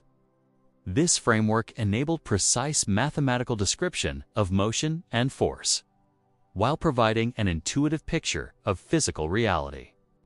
Relational theories argue that space and time are nothing more than relationships among objects and events. There is no spatial container beyond the distances between objects, and no temporal medium beyond the temporal relations between events. Space and time emerge from material arrangements rather than providing independent frameworks. Einstein's relativity theory supports relationalist conclusions while introducing new complexities. Simultaneity is relative to reference frame, and space and time are unified into space-time. The geometry of space-time is determined by the distribution of matter and energy through gravitational effects. This suggests that spatiotemporal structure is not fixed independently of physical contents. Quantum mechanics raises additional puzzles about space and time. Quantum entanglement seems to involve instantaneous correlations across space. The measurement problem suggests that quantum superpositions collapse into definite states at particular times. These phenomena challenge classical assumptions about spatiotemporal locality. Contemporary physics explores whether space and time might be emergent properties of more fundamental quantum structures. Level 43. Matter and Energy. The relationship between matter and energy has been transformed by modern physics. Yet fundamental questions remain about the nature of physical reality. What are matter and energy, and how do they relate to each other and to space and time? Classical physics treated matter and energy as distinct types of substance. Matter consists of particles that occupy space and have mass. Energy is the capacity to do work or cause change. Energy can be transferred between objects and converted between different forms: kinetic, potential, thermal, electrical. But the total amount is conserved in isolated systems. Einstein's equation E equals mc revealed that matter and energy are interconvertible. Mass is a form of energy, and energy has mass. This unification transformed our understanding of physical reality and made possible both nuclear power and weapons. The distinction between matter and energy becomes less fundamental than previously thought. Quantum field theory further challenges classical conceptions. What we call particles are excitations in underlying quantum fields that fill all of space. Matter emerges from patterns of energy in these fields rather than consisting of substantial particles moving through empty space. The vacuum itself contains energy and virtual particles. These developments raise philosophical questions about the nature of substance and the relationship between appearance and reality. If matter reduces to energy patterns in quantum fields, what accounts for the apparent solidity and persistence of everyday objects? How do we understand causation and identity in a world where the fundamental constituents are ephemeral field excitations? Some philosophers argue that matter and energy are equally fundamental aspects of reality that cannot be reduced to each other. Others maintain that the matter-energy distinction reflects limitations of human concepts rather than genuine metaphysical divisions. Physical reality might be more unified and dynamic than classical categories suggest. Contemporary discussions explore how quantum field theory, general relativity, and thermodynamics might provide unified accounts of matter, energy, space, and time. The search for a theory of quantum gravity represents an attempt to integrate these insights into a comprehensive understanding of physical reality. Level 44. Mind and Body. The relationship between mind and body represents one of philosophy's most persistent and challenging problems. How can conscious mental states relate to physical brain states? Are they identical, distinct, but interacting, or related in some other way? Dualistic theories maintain that mind and body are distinct types of substance with fundamentally different properties. Mental substance is non-physical, non-spatial, and known through immediate introspection. Physical substance is spatial, measurable, and publicly observable. This view seems to honor the distinctive character of conscious experience, but faces the interaction problem. How can non-physical minds causally influence physical bodies? Materialistic theories identify mental states with physical brain states. Thoughts, feelings, and sensations are nothing more than patterns of neural activity. This view fits naturally with scientific approaches to psychology and neuroscience, but faces the hard problem of consciousness. Explaining why there is subjective experience at all, rather than just information processing. Property dualism accepts that there is only one type of substance while maintaining that mental properties are irreducible to physical properties. Conscious experiences are genuine features of reality that emerge from, but cannot be explained by brain activity. This position attempts to preserve mental phenomena while accepting physicalistic ontology. Functionalism identifies mental states with their causal or functional roles rather than their physical substrates. Pain is whatever plays the appropriate role in mediating between tissue damage and protective behavior, regardless of its physical implementation. This approach allows for multiple realizability. different physical systems could have the same mental states. Contemporary neuroscience provides increasing evidence for close correlations between mental and neural phenomena. Brain imaging shows that different types of mental activity correspond to different patterns of brain activation. Brain damage affects mental function in systematic ways. These findings support materialistic approaches while raising new questions about the relationship between correlation and identity. Level 45. Reason and emotion. Human beings are both rational and emotional creatures. We can engage in logical reasoning, mathematical calculation, and scientific investigation, but we also experience love, fear, anger, and joy. Understanding the relationship between reason and emotion is crucial for ethics, psychology, and human self-understanding. Traditional approaches often portrayed reason and emotion as opposing forces competing for control of human behavior. Reason was associated with truth, objectivity, and moral virtue, while emotion was linked to error, bias, and moral weakness. The ideal was rational control over emotional impulses. This oppositional view faces several challenges. Emotions often provide important information about values and circumstances. Fear alerts us to danger. Guilt signals moral transgression, and love motivates care for others. Pure rationality without emotional engagement seems both impossible and undesirable. Contemporary psychology and neuroscience suggest that reason and emotion are more integrated than traditionally assumed.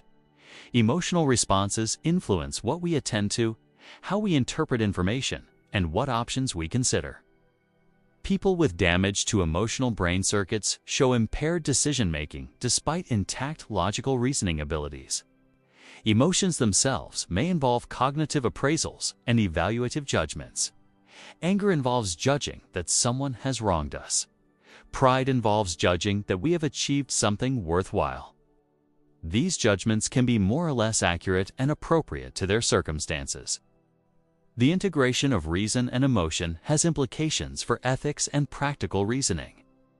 Good decision-making requires both careful analysis and appropriate emotional response.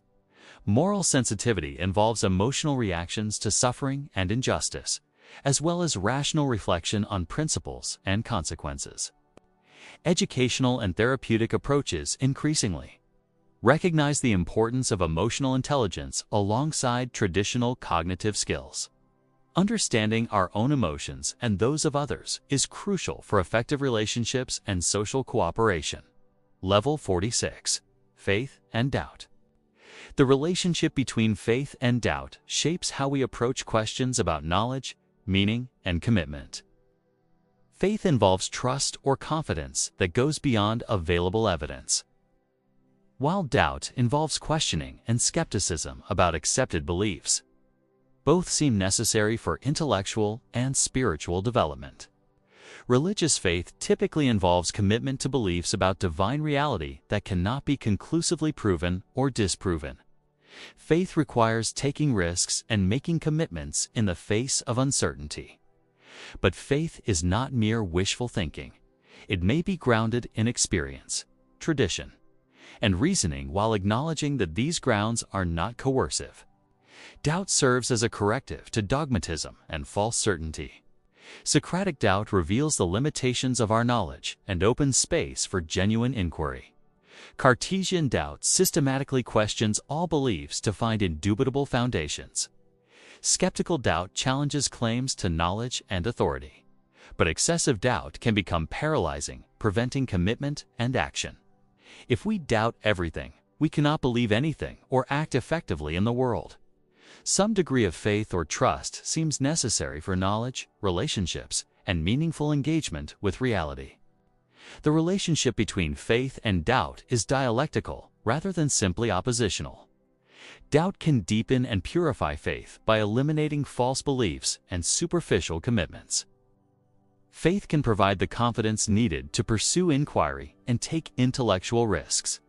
The most mature forms of both faith and doubt may be those that acknowledge their relationship and limitations.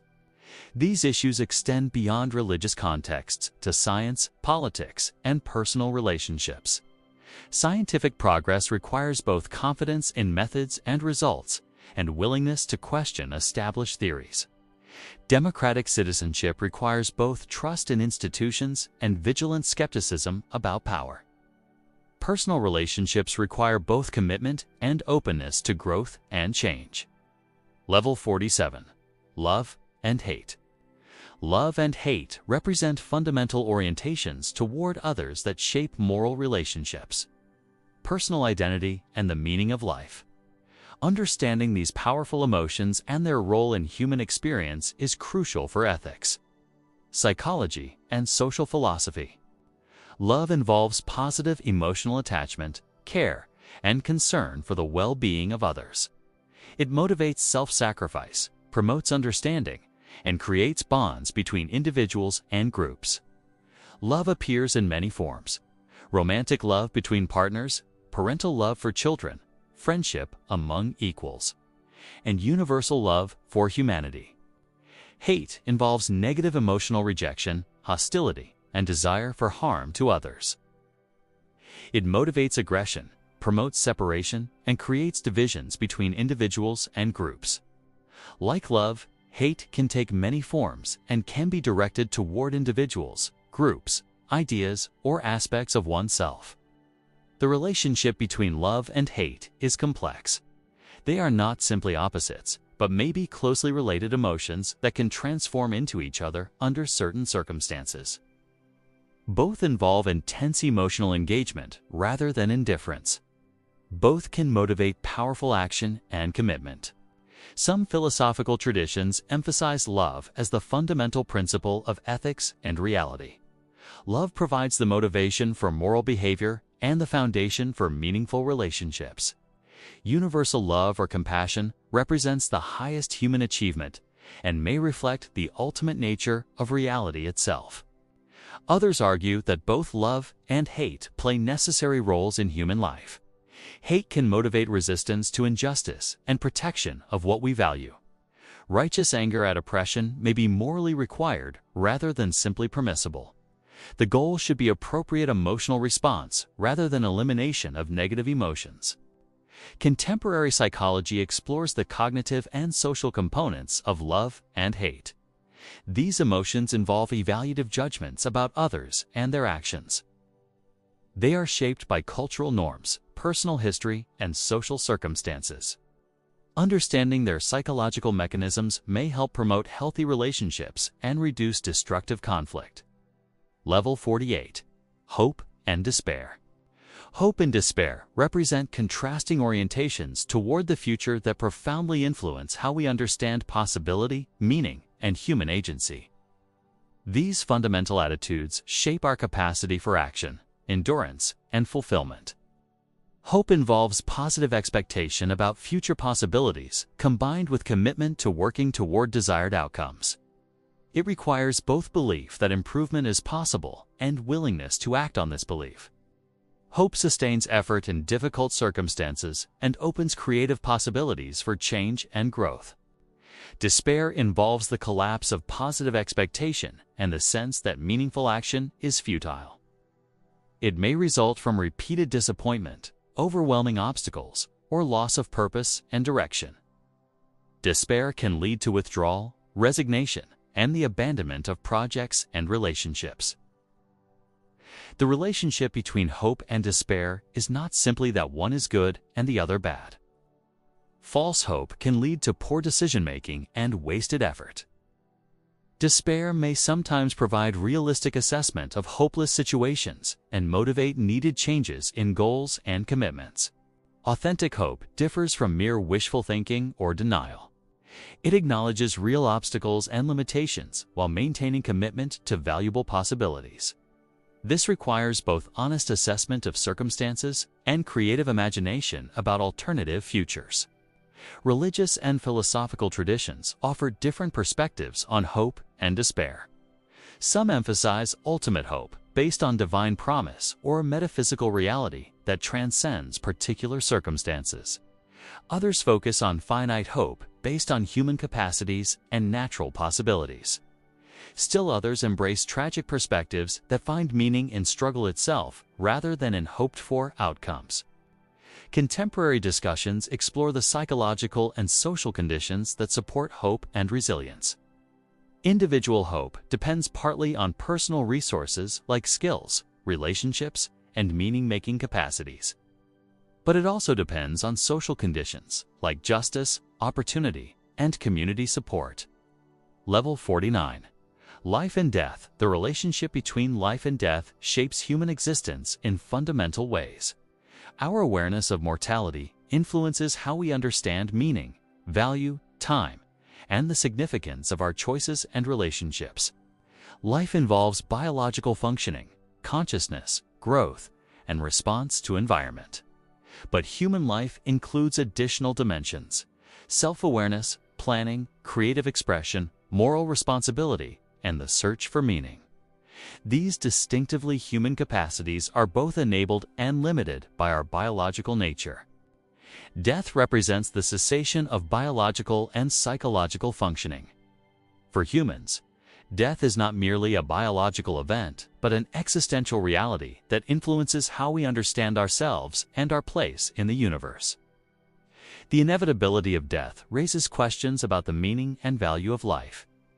Different philosophical and religious traditions offer varying perspectives on the relationship between life and death. Some view death as transition to another form of existence. Others see death as absolute termination that gives urgency and poignancy to finite life. Still others focus on the ways individuals continue to exist through their influence on others and the world. The awareness of mortality can lead to anxiety and despair, but it can also motivate authentic living and deep appreciation for existence. Knowing that life is finite may help us prioritize what is genuinely important and avoid wasting time on trivial pursuits. Medical advances have complicated traditional understanding of life and death. Technology can maintain biological functioning long after consciousness is lost. This raises questions about when life ends and how to define death in ways that guide medical and ethical decision-making. The meaning of life in the face of death remains an open question. Some find meaning in transcendent purposes that survive individual death. Others find meaning in finite relationships and achievements that matter even if temporary. Still others focus on the process of living itself rather than ultimate outcomes. Level 50. Freedom and slavery. The distinction between freedom and slavery has shaped political philosophy, moral thinking, and human self-understanding throughout history. Understanding what constitutes genuine freedom and its complete relationship to various forms of bondage remains crucial for contemporary life. Political freedom involves liberation from external coercion and oppression. Free individuals can make choices about their lives without interference from arbitrary authority. They have rights that protect their autonomy and opportunities to participate in decisions that affect them. Political freedom requires both negative, liberty, absence of constraints, and positive liberty, capacity for self-direction. But freedom involves more than absence of external coercion. People can be enslaved by their own desires, fears, and unconscious motivations. Addiction, compulsion, and self-destructive patterns represent forms of internal bondage that limit genuine autonomy. True freedom may require liberation from these internal constraints as well as external ones. Economic conditions also influence freedom and slavery. Extreme poverty can force people into situations where meaningful choice is impossible. Economic dependence can create relationships that approach slavery even when formally voluntary. Economic freedom requires both opportunities and resources that enable genuine choice. Psychological freedom involves the capacity for rational deliberation, emotional regulation, and authentic self-expression. Mental illness, trauma, and social conditioning can limit this capacity and create forms of psychological bondage. Liberation may require therapy, education, and social support that expand psychological capacities. Some philosophical traditions emphasize the radical freedom of human consciousness. We are condemned to be free in the sense that we cannot escape the responsibility of choosing who we become. This existentialist perspective celebrates human agency while acknowledging its burden and anxiety. Others argue that freedom is always conditioned by biological, psychological, and social factors. Complete freedom is impossible, but we can expand our freedoms by understanding and working with these conditioning factors rather than ignoring them. Level 51. Justice and Injustice. Justice involves giving each person what they deserve or are owed, but determining what constitutes just treatment proves complex and controversial. Different theories of justice emphasize different principles and reach different conclusions about how social institutions should be organized. Distributive justice concerns how benefits and burdens should be allocated among members of society. Should resources be distributed equally, according to need, based on merit, or through market mechanisms? Different principles of distribution embody different values and assumptions about human nature and social cooperation. Retributive justice involves appropriate responses to wrongdoing. What justifies punishment, and how should the severity of punishment relate to the seriousness of crimes? Retributive theories focus on desert and proportionality, while consequentialist approaches emphasize deterrence and rehabilitation. Procedural justice requires fair processes for making decisions and resolving disputes. Even if we disagree about substantive principles of justice, we might agree on procedures that respect everyone's dignity and interests. Due process, equal treatment, and impartial decision-making are central to procedural fairness. Corrective justice addresses how to remedy past injustices and their ongoing effects. When groups have been systematically oppressed or exploited, what obligations do current institutions have to address these historical wrongs? This raises complex questions about collective responsibility and intergenerational justice. Contemporary discussions must address global justice and the obligations wealthy nations have toward poor ones. Environmental justice concerns how environmental burdens and benefits are distributed. Intergenerational justice involves obligations to future generations who will be affected by current decisions.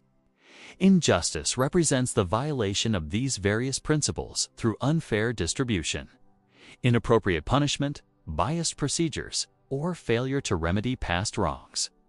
Recognizing and addressing injustice requires both clear principles and institutional mechanisms that can apply these principles effectively. Level 52. Truth and Error. The pursuit of truth and the avoidance of error motivate intellectual inquiry. But understanding what constitutes truth and how to distinguish it from error remains philosophically challenging. Truth seems to involve correspondence between our beliefs and reality. True statements accurately describe how things are, while false statements misrepresent reality. This correspondence theory captures our intuitive understanding of truth, but faces questions about the nature of facts and how our minds can access mind-independent reality. Coherence theories locate truth in the relationships among beliefs rather than their correspondence to external facts. True beliefs are those that fit coherently within our overall system of beliefs and experiences. This approach acknowledges our epistemic limitations, while maintaining that truth is achievable through rational reflection. Pragmatic approaches identify truth with what works in practice. True beliefs are those that enable successful action and problem solving. This view emphasizes the functional role of truth in human life, while remaining skeptical about metaphysical questions concerning mind-independent reality. Error can result from various sources: faulty perception, invalid reasoning, emotional bias, cultural prejudice, or simple ignorance. Understanding the sources of error is crucial for developing methods that increase our chances of reaching truth. Science, logic, and critical thinking provide tools for detecting and correcting errors. But the relationship between truth and error is complex. Some errors may be necessary steps toward truth. False theories can suggest new lines of inquiry and help identify important problems. The history of science includes many productive errors that contributed to eventual discoveries. Individual limitations make error inevitable in finite beings like ourselves. We cannot achieve perfect knowledge or eliminate all possibility of mistake. The goal should be to minimize error and maximize truth within human limitations, rather than achieving absolute certainty. Level 53. Wisdom and foolishness. Wisdom involves more than mere knowledge or intelligence. It encompasses good judgment, understanding of what matters most, and the ability to live well. Distinguishing wisdom from foolishness is crucial for personal development and social cooperation. Intellectual wisdom involves understanding fundamental principles and seeing connections among different areas of knowledge. It includes awareness of the limitations of knowledge and the ability to distinguish between what can and cannot be known with certainty. Intellectual humility is a mark of wisdom rather than weakness. Practical wisdom concerns good judgment in particular situations. It involves understanding what actions are appropriate given specific circumstances, relationships, and values. Practical wisdom cannot be reduced to following general rules, but requires sensitive attention to context and nuance. Moral wisdom involves understanding what makes life meaningful and worthwhile. It includes clarity about values, commitment to what matters most, and the ability to navigate moral complexity. Moral wisdom may require balancing competing values and accepting difficult trade-offs. Foolishness represents the absence or opposite of wisdom. It may involve intellectual arrogance, poor practical judgment, or confusion about values. Fools may be intelligent in some respects while lacking wisdom about what matters most or how to live well. The relationship between wisdom and knowledge is complex. Education and experience contribute to wisdom, but they do not guarantee it.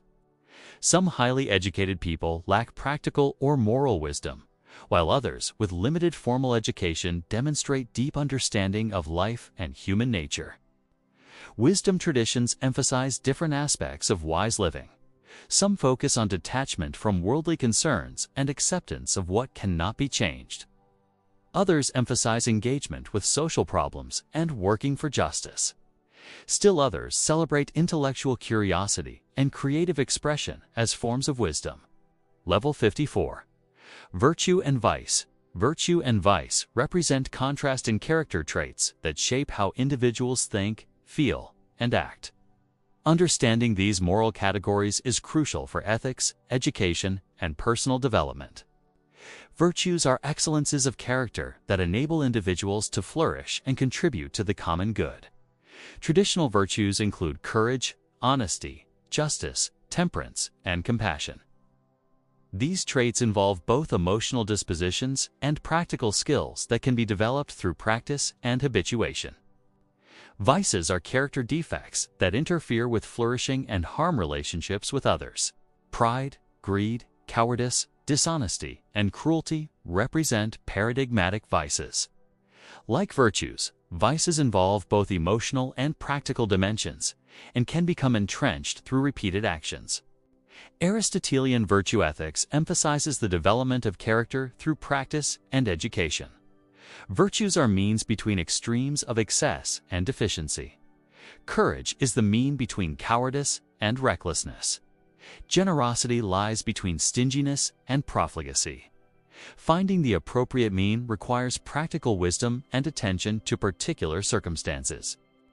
Contemporary virtue ethics revives interest in character-based approaches to morality, rather than focusing primarily on rules or consequences. Virtue ethics asks what kinds of people we should be and what character traits promote human flourishing. This approach emphasizes moral education and the development of good habits. Questions arise about whether virtues are universal or culturally relative. Different societies emphasize different virtues and may disagree about what constitutes good character. Some traits valued in one culture may be considered vices in another. This raises questions about moral progress and cross-cultural evaluation. The relationship between virtue and happiness is also contentious. Aristotle argued that virtue is necessary for eudaimonia flourishing or happiness. But modern psychology suggests more complex relationships between moral character and psychological well-being. Level 55. Beauty and ugliness represent fundamental, aesthetic categories that shape our experience of art, nature, and everyday life. Understanding these concepts is crucial for aesthetics, psychology, and human culture. Beauty involves harmony, proportion, and pleasing appearance that attracts and delights us. Beautiful objects seem to exhibit formal properties like symmetry, balance, and unity that appeal to our perceptual and cognitive capacities. Beauty appears in both natural objects and human artifacts across all cultures. Ugliness involves discord, disproportion, and displeasing appearance that repels or disturbs us. Ugly things violate our expectations about harmony and order. But ugliness can also serve important functions in art and life, by challenging conventional assumptions and drawing attention to problems. The relationship between beauty and ugliness is more complex than simple opposition. Some artworks deliberately incorporate ugly elements to create powerful effects. This sublime involves overwhelming experiences that may include frightening or disturbing aspects alongside beautiful ones. Tragic beauty finds meaning in suffering and loss. Questions arise about whether beauty is objective or subjective. Do beautiful objects have inherent properties that make them beautiful, or does beauty exist only in the responses of observers? Different philosophical traditions offer varying answers to this question. Evolutionary psychology suggests that some aesthetic preferences may be biologically based. We may be attracted to landscapes that would have provided resources for our ancestors, and to human faces that indicate health and reproductive fitness. But cultural variation in aesthetic judgment suggests that learning and social influence also play important roles. The relationship between beauty and other values is also contentious. Does beauty have intrinsic worth, or is it valuable only instrumentally? Can something be beautiful but morally problematic? These questions have practical implications for art, design, and environmental policy. Level 56.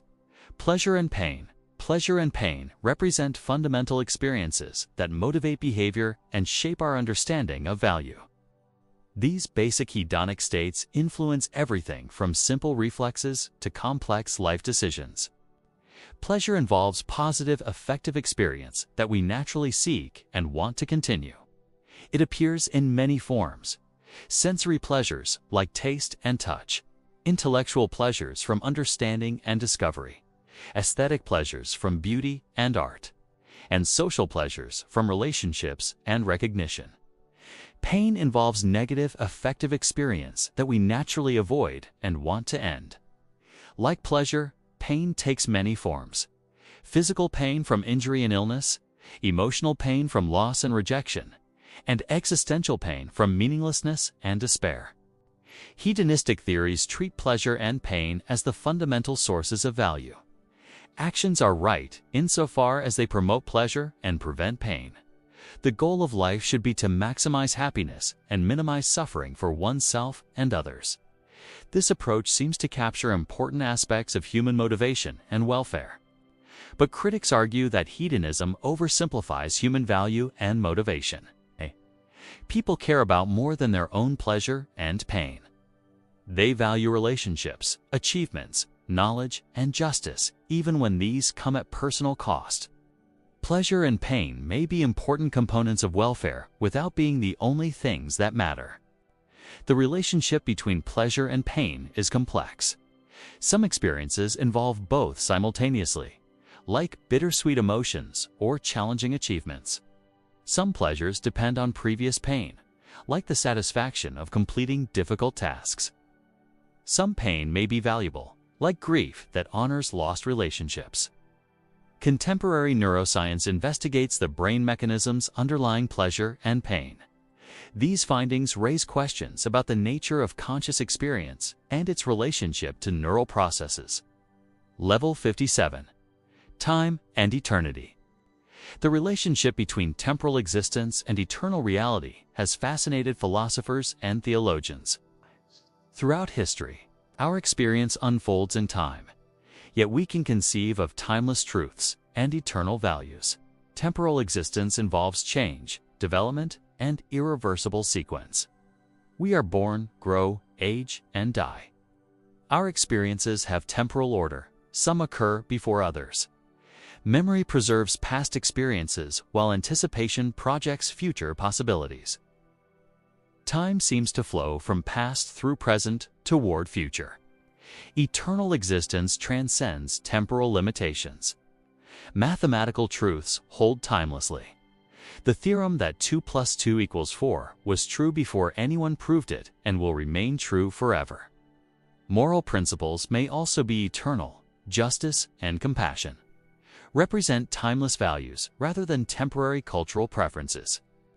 Some philosophical traditions emphasize the superiority of eternal over temporal reality. Plato argued that the world of eternal forms is more real than the changing physical world. Religious traditions often locate ultimate reality in eternal divine being that transcends temporal existence.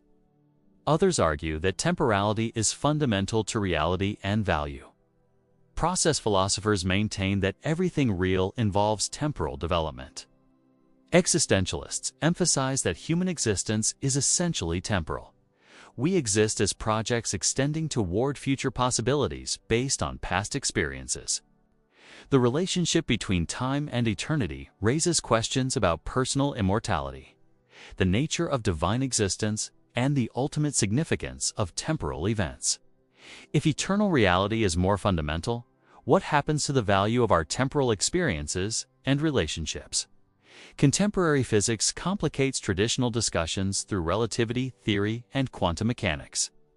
These theories suggest that time may be more complex than everyday experience indicates, and that the relationship between temporal and eternal aspects of reality requires re-examination. Level 58.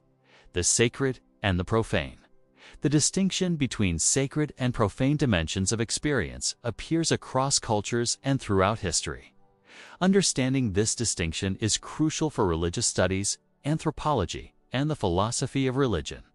Sacred reality involves ultimate concern, transcendent value, and profound meaning that commands reverence and devotion. Sacred experiences connect individuals with something greater than themselves: divine being, ultimate reality, or transcendent meaning. Sacred objects, places, times, and practices are set apart from ordinary use.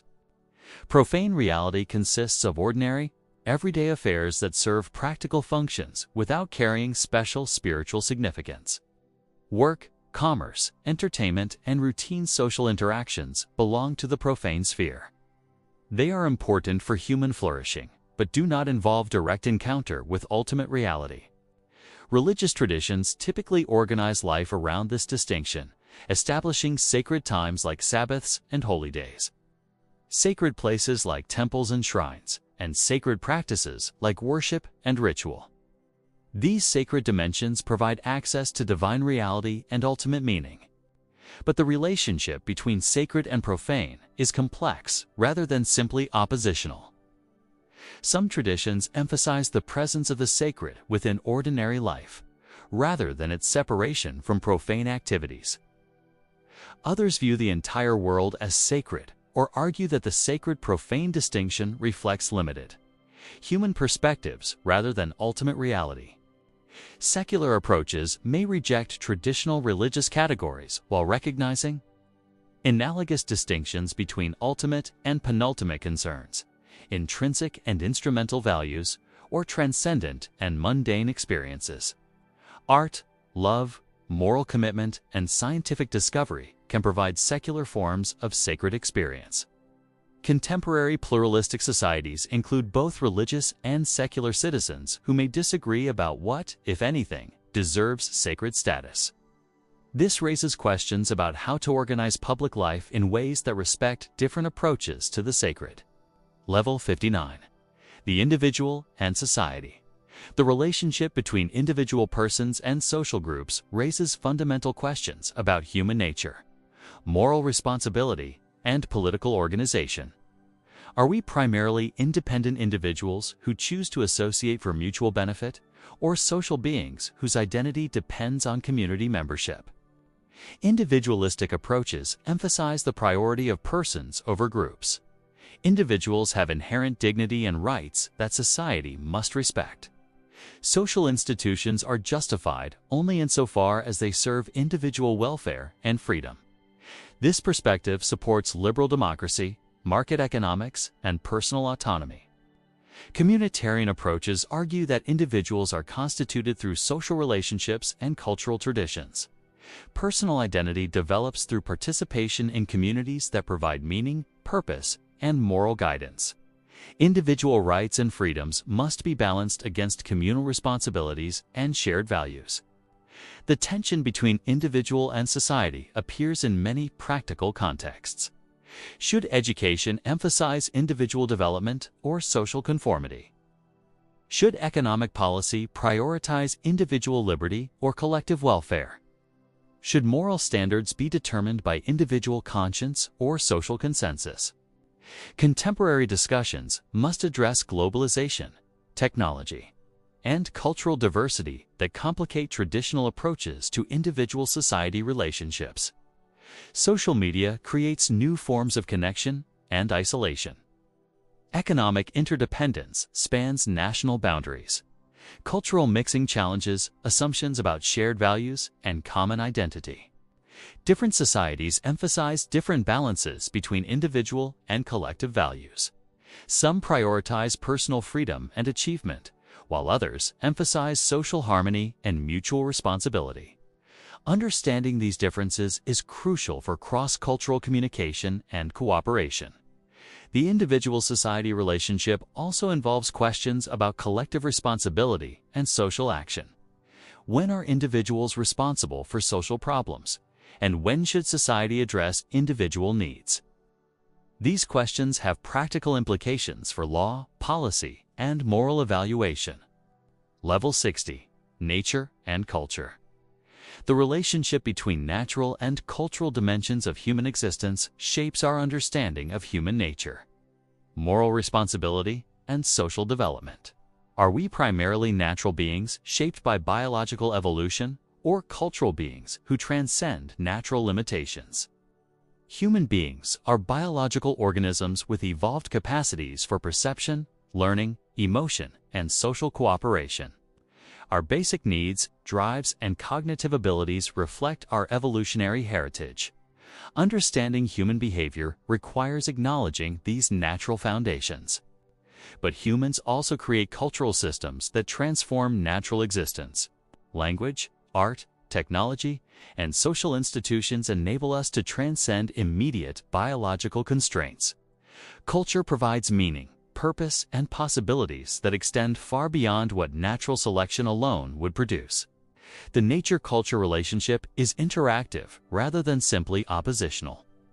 Culture builds on natural foundations while transforming their expression. Natural capacities enable cultural development, while cultural practices shape how natural capacities are developed and expressed. Different philosophical traditions emphasize different aspects of this relationship. Some argue that understanding human nature requires focusing on universal biological foundations that underlie cultural variation. Others maintain that cultural differences are so profound that human nature is essentially cultural rather than natural. Contemporary discussions must address findings from evolutionary psychology, anthropology, and neuroscience that illuminate both natural and cultural dimensions of human existence. These findings suggest complex interactions between genetic and environmental influences on human development. The nature-culture distinction has practical implications for education, law, and social policy. If certain behaviors are natural, should we accept them as inevitable? If others are merely cultural, can we change them through social intervention? These questions require careful analysis of the relationship between biological and cultural factors. Level 61. Reason and Revelation. The relationship between reason and revelation has shaped religious and philosophical thinking throughout history. Can human reason alone discover important truths about reality and value? Or do we also need divine revelation that transcends rational inquiry? Reason involves the systematic use of logic, evidence, and argument to investigate questions and evaluate claims. Rational inquiry has achieved remarkable success in mathematics, science, and philosophy. It provides public methods that can be evaluated and criticized by others.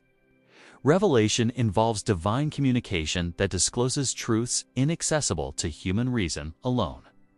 Religious traditions claim that God has revealed important information about divine nature, human destiny, and moral obligation through sacred texts, prophetic experience, and religious tradition. Some philosophers argue that reason and revelation complement each other. Reason can establish the existence of God and basic moral principles, while revelation provides additional information about divine purposes and specific obligations. This approach seeks harmony between rational inquiry and religious faith. Others maintain that reason and revelation conflict in fundamental ways. If revelation contradicts the conclusions of rational inquiry, which should we trust? Some prioritize reason and reject revelatory claims that cannot be rationally validated. Others prioritize revelation and accept that divine truth may transcend human understanding. The relationship between reason and revelation has practical implications for education, politics, and moral decision-making. Should public policy be based on rational argument alone, or can religious considerations play legitimate roles? How should educational institutions balance rational inquiry with respect for religious traditions?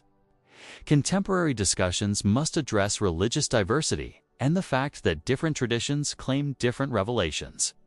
This raises questions about how to evaluate competing revelatory claims and whether rational criteria can be applied to revelatory experiences. Level 62. Fate and freedom. The tension between fate and freedom shapes how we understand human agency, moral responsibility, and the possibility of meaningful choice. Are our lives determined by forces beyond our control, or do we possess genuine freedom to shape our destinies?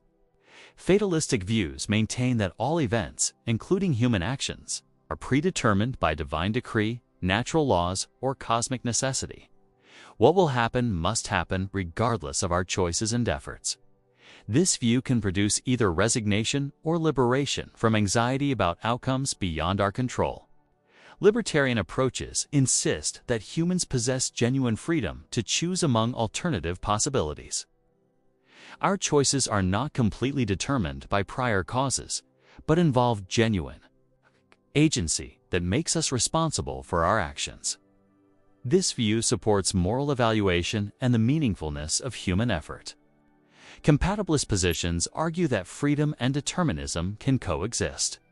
What matters for freedom is not the absence of causation, but the right kind of causation.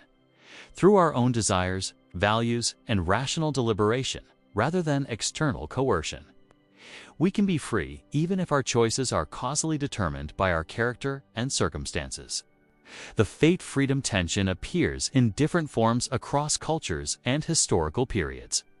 Ancient Greek tragedy explores the conflict between human aspirations and cosmic necessity. Stoic philosophy emphasizes accepting what cannot be changed while taking responsibility for what we can control. Christian theology grapples with reconciling divine providence and human responsibility. Contemporary discussions must consider findings from neuroscience and psychology about unconscious influences on decision-making. If our choices are shaped by factors outside conscious awareness, what does this mean for freedom and responsibility? The practical implications are significant for law, education, and personal relationships. How we understand fate and freedom influences how we respond to success and failure, how we assign blame and praise, and how much effort we invest in trying to change ourselves and our circumstances. Level 63. Unity and diversity. The relationship between unity and diversity appears at multiple levels: in metaphysics, ethics, politics, and personal identity. How can we understand both the fundamental interconnectedness of reality and the irreducible variety of forms and perspectives? Metaphysical unity suggests that all existence shares common foundations. Physical reality may consist of the same basic particles and forces. Conscious experience may reflect universal structures of awareness. This unity underlies the possibility of knowledge and communication across differences. Yet reality also exhibits extraordinary diversity. Living organisms display countless variations in form and behavior. Human cultures develop different languages, values, and practices. Individual persons have unique histories, personalities, and perspectives. This diversity seems intrinsically valuable rather than merely accidental. Political questions arise about how to balance unity and diversity in democratic societies. Should we emphasize shared citizenship and common values, or celebrate multicultural differences? How do we maintain social cohesion while respecting individual and group distinctiveness? Ethical questions concern whether moral principles are universal or culturally relative. Do all humans share basic rights and obligations, or do different communities legitimately develop different moral systems? Can we evaluate practices from other cultures, or does this represent inappropriate cultural imperialism? Personal identity involves both continuity over time and openness to change and growth. We remain the same person while developing new capacities and perspectives. This requires balancing stability with flexibility, commitment with openness. Religious and spiritual traditions offer different approaches to unity and diversity. Some emphasize underlying unity that transcends apparent differences. Others celebrate diversity as reflecting divine creativity or cosmic abundance. Still others focus on dynamic relationships that create unity through interaction rather than absorption. Level 64. The eternal and the temporal. The relationship between eternal and temporal dimensions of reality raises fundamental questions about the nature of existence, value, and human destiny. Do eternal truths and values transcend temporal existence, or is everything subject to change and development? Eternal reality is conceived as timeless, unchanging, and necessary. Mathematical truths seem eternal. They hold regardless of when or where they are considered. Moral principles may also be eternal. Justice and compassion represent timeless values rather than historical accidents. Temporal reality involves change, development, and historical sequence. Everything in the physical world appears to have a beginning and end.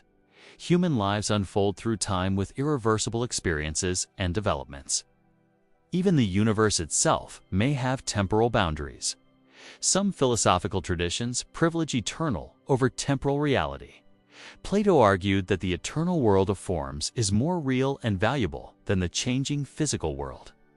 Religious traditions often locate ultimate reality in eternal divine being that transcends temporal limitations. Others emphasize the fundamental importance of temporality. Process philosophers argue that everything real involves temporal development and change. Existentialists maintain that human existence is essentially temporal. We exist as projects extending toward future possibilities based on past experiences.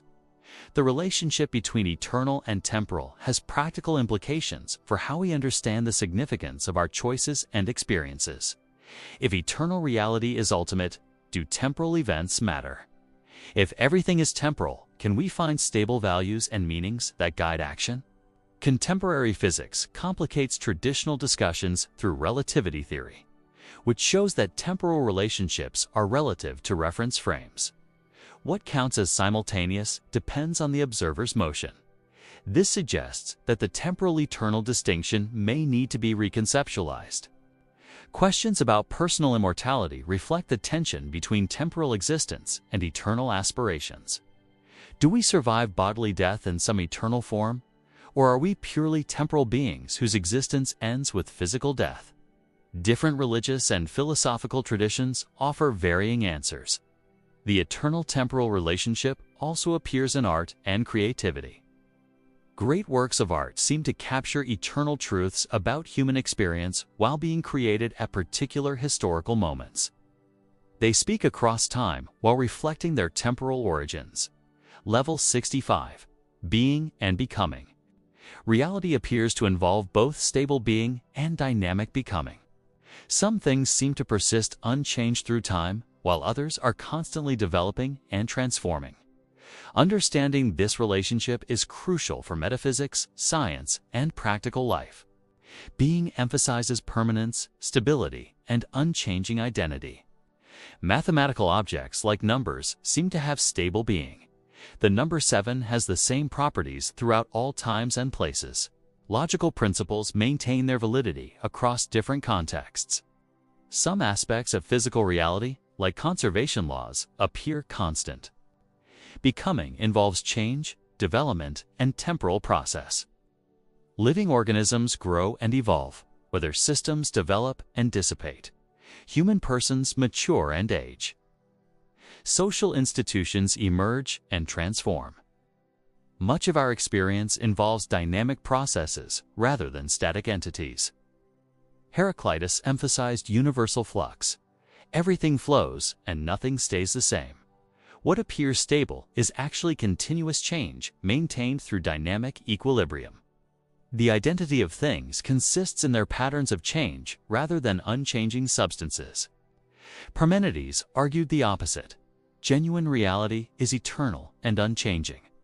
Change is illusory, resulting from confused perception and thought. What truly exists must be complete, perfect, and immutable. Becoming is merely apparent rather than real. Modern science faces similar issues. Physical laws seem timeless, but the universe has a history of development from simple beginnings to complex structures. Evolution shows how stable species emerge from ongoing processes of variation and selection. The relationship between timeless laws and temporal development remains puzzling. Process philosophy attempts to reconcile being and becoming by treating reality as fundamentally composed of processes rather than substances. What appear to be stable entities are actually relatively persistent patterns in the flux of events and experiences. Level 66. Form and Content. The relationship between form and content appears across many domains, in art, language, logic, and experience itself. Form involves structure, organization, and pattern, while content involves material, meaning, and substance. Understanding their relationship is crucial for aesthetics, communication, and knowledge. An art form includes elements like composition, rhythm, harmony, and style that organize artistic materials. Content includes subject matter, themes, emotions, and ideas that give art its meaning and significance. Great art achieves unity between form and content, where structure serves meaning and meaning finds appropriate expression. In language, form includes grammar, syntax, and phonetic structure that organize communication. Content includes meanings, references, and information that language conveys. Effective communication requires appropriate formal structures that can carry intended content clearly and persuasively. In logic, form involves valid patterns of reasoning that preserve truth from premises to conclusions. Content includes the specific claims and subject matters that reasoning addresses. Logical validity depends on form rather than content. Valid arguments remain valid regardless of their specific topics. The relationship between form and content raises questions about their relative priority. Formalist approaches emphasize structure and organization as fundamental. Content depends on form for its expression and intelligibility. Understanding requires grasping formal relationships and patterns. Materialist approaches prioritize content over form. Form emerges from material conditions and serves to organize content effectively. Formal structures are tools for handling content rather than independently valuable patterns. Dialectical approaches treat form and content as interdependent aspects of unified wholes. Form shapes content, while content influences form through ongoing interaction. Neither can be understood adequately in isolation from the other.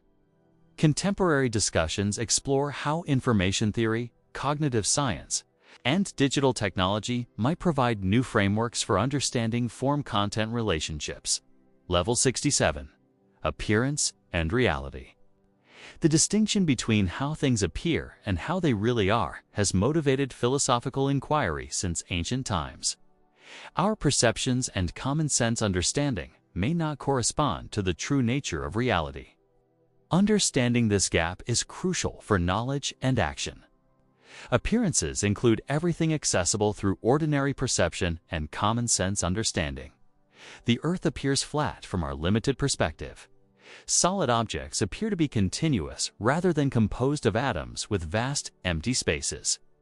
Colors and sounds appear to be properties of external objects rather than constructions of nervous systems.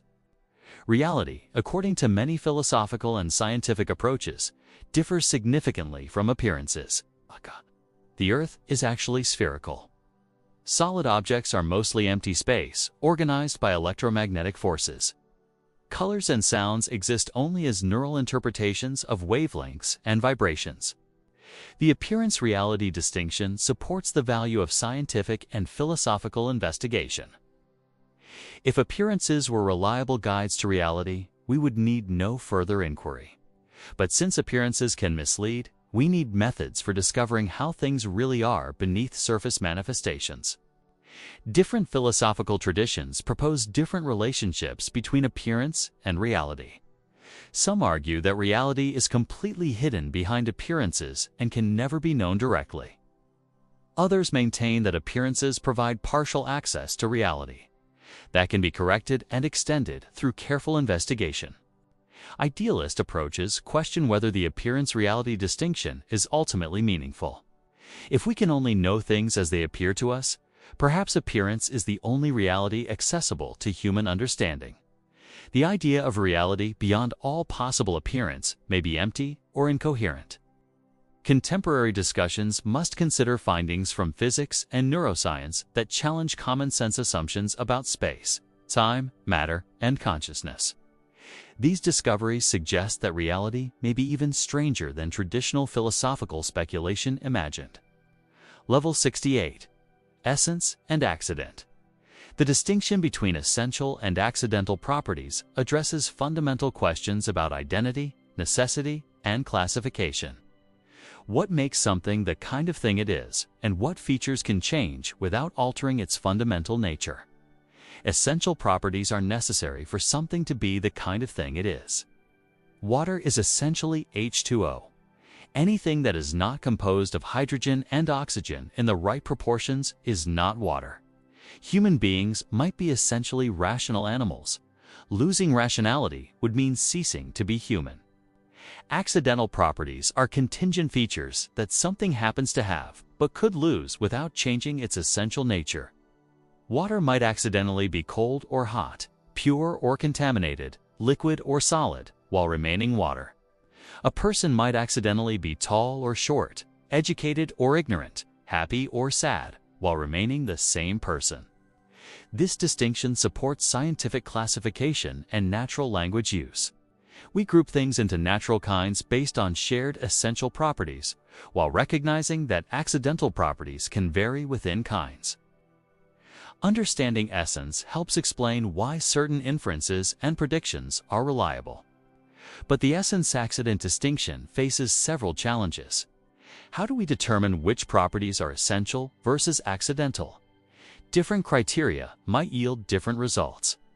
Scientific discovery sometimes reveals that properties we thought were essential are actually accidental, or vice versa. Modal approaches analyze essence in terms of possible worlds. Essential properties are those that something has in every possible world where it exists. Accidental properties are those it has in some but not all possible worlds where it exists. Contemporary discussions connect essence to natural kinds, biological species, and artifact functions. These debates have implications for philosophy of science, personal identity, and moral responsibility. If human nature is essential, this might ground universal moral principles. If it is accidental, moral relativism might be more plausible.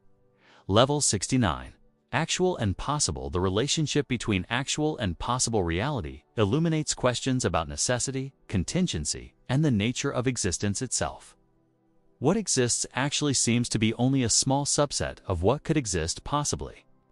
Actual reality consists of what does exist: the planets, organisms, persons, and events that populate the universe. Actual existence seems to involve a definite selection from among many possibilities. The actual world is one among many possible worlds that could have existed instead. Possible reality includes everything that could exist or occur consistently with logical and metaphysical principles. There are possible worlds where dinosaurs never became extinct, where different persons were elected to political office, where the laws of physics differ from ours. Possibilities seem to outnumber actualities enormously. The relationship between actual and possible has implications for understanding, explanation, causation, and evaluation. Why does the actual world exist rather than some alternative possibility? What determines which possibilities become actual? How should we evaluate actual situations by comparing them to possible alternatives? Modal logic provides formal frameworks for reasoning about possibility and necessity. These systems help clarify relationships between actual and possible, while raising questions about the metaphysical status of possible worlds. Do they exist as abstract objects, mental constructions, or useful fictions? Different philosophical traditions offer varying approaches to actual possible relationships. Some emphasize the completeness and determinacy of the actual world. Others stress the open-ended nature of reality and the role of possibility in ongoing development. Contemporary discussions connect modality to quantum mechanics, which seems to involve genuine indeterminacy about which possibilities become actual. This raises questions about whether possibility is fundamental to physical reality rather than merely reflecting human ignorance about deterministic processes. Level 70. Subject and predicate. The distinction between subjects and predicates in language reflects deeper questions about the relationship between things and their properties. When we say the rose is red, what is the relationship between the rose subject and its redness predicate? Subjects typically refer to particular things, individual objects, persons, or events that serve as the topics of our statements. Predicates typically express properties, relations, or activities that we attribute to subjects. This grammatical distinction seems to reflect metaphysical distinctions between substances and attributes. But the subject-predicate structure raises puzzles about the nature of predication. What makes it true that a particular subject has a particular predicate? Is there a special relationship of exemplification or participation that connects things to their properties? Different philosophical approaches offer varying analyses of predication. Realist theories maintain that predication involves real relationships between objects and mind-independent properties. Nominalist theories treat predication as reflecting our conceptual practices rather than objective, metaphysical relationships. The subject-predicate distinction also connects to questions about reference and meaning. How do subjects succeed in referring to particular things? How do predicates manage to express general concepts that apply to multiple subjects? These questions link grammar to broader issues in philosophy of language. Logic analyzes the formal structure of subject-predicate relationships through predicate logic and its extensions. These formal systems provide tools for precise reasoning while abstracting from specific metaphysical commitments about the nature of subjects and predicates. Contemporary discussions explore how findings from linguistics and cognitive science might illuminate the relationship between grammatical structure and conceptual understanding. These investigations suggest complex interactions between language, thought, and reality. Level 71. Universal and particular. The relationship between universal concepts and particular instances presents one of philosophy's most enduring problems. When we classify different objects as red or triangular or just, what accounts for their similarity? Universals are general properties, relations, or concepts that can be exemplified by multiple particular instances. Redness is a universal that can be instantiated by many different red objects. Justice is a universal that can be realized in many different actions and institutions. Particulars are individual instances that exist at specific times and places. This red rose, that triangular flag. and these just laws are particulars that exemplify universal properties. Particulars seem to be the basic constituents of the concrete world. Platonic realism treats universals as mind-independent, abstract objects that exist in a separate realm from particulars. Individual red things participate in or imitate the eternal form of redness. This view explains the objectivity of classification and the possibility of knowledge about general principles. Nominalism denies the existence of mind-independent universals. Only particular objects exist. General terms like red are useful names we apply to groups of similar objects for practical purposes. Similarity is not grounded in shared universals, but emerges from our conceptual practices. Conceptualism locates universals in minds rather than in an independent, abstract realm. Redness exists as a concept in thinking beings, not as a mind-independent entity. This approach acknowledges the reality of universal concepts while avoiding commitment to mysterious, abstract objects. Contemporary discussions explore how findings from cognitive science and evolutionary psychology might illuminate our capacity for universal concepts. These investigations suggest that conceptual abilities may be grounded in evolved neural mechanisms, while still requiring social and cultural development. Level 72. Finite and infinite, the relationship between finite and infinite. Reality challenges human understanding and imagination. We are finite beings attempting to comprehend concepts that transcend our direct experience and cognitive limitations. Finite entities have boundaries, limitations, and definite extent. Physical objects occupy specific regions of space for limited periods of time. Human lives have beginnings and endings. Our knowledge and capabilities are restricted by biological and cognitive constraints. Infinite entities transcend such limitations. Mathematical series extend without end. Geometric space might be unbounded. Divine being is often conceived as infinite in knowledge, power, and goodness. The universe itself might be infinite in spatial extent or temporal duration. The concept of infinity appears in various forms. Actual infinities that exist completely, potential infinities that can be extended indefinitely, and different sizes of infinity discovered by mathematical investigation. These distinctions help clarify different ways of thinking about infinite reality. Finite-infinite relationships raise questions about participation and transcendence. How can finite beings have genuine knowledge of infinite reality?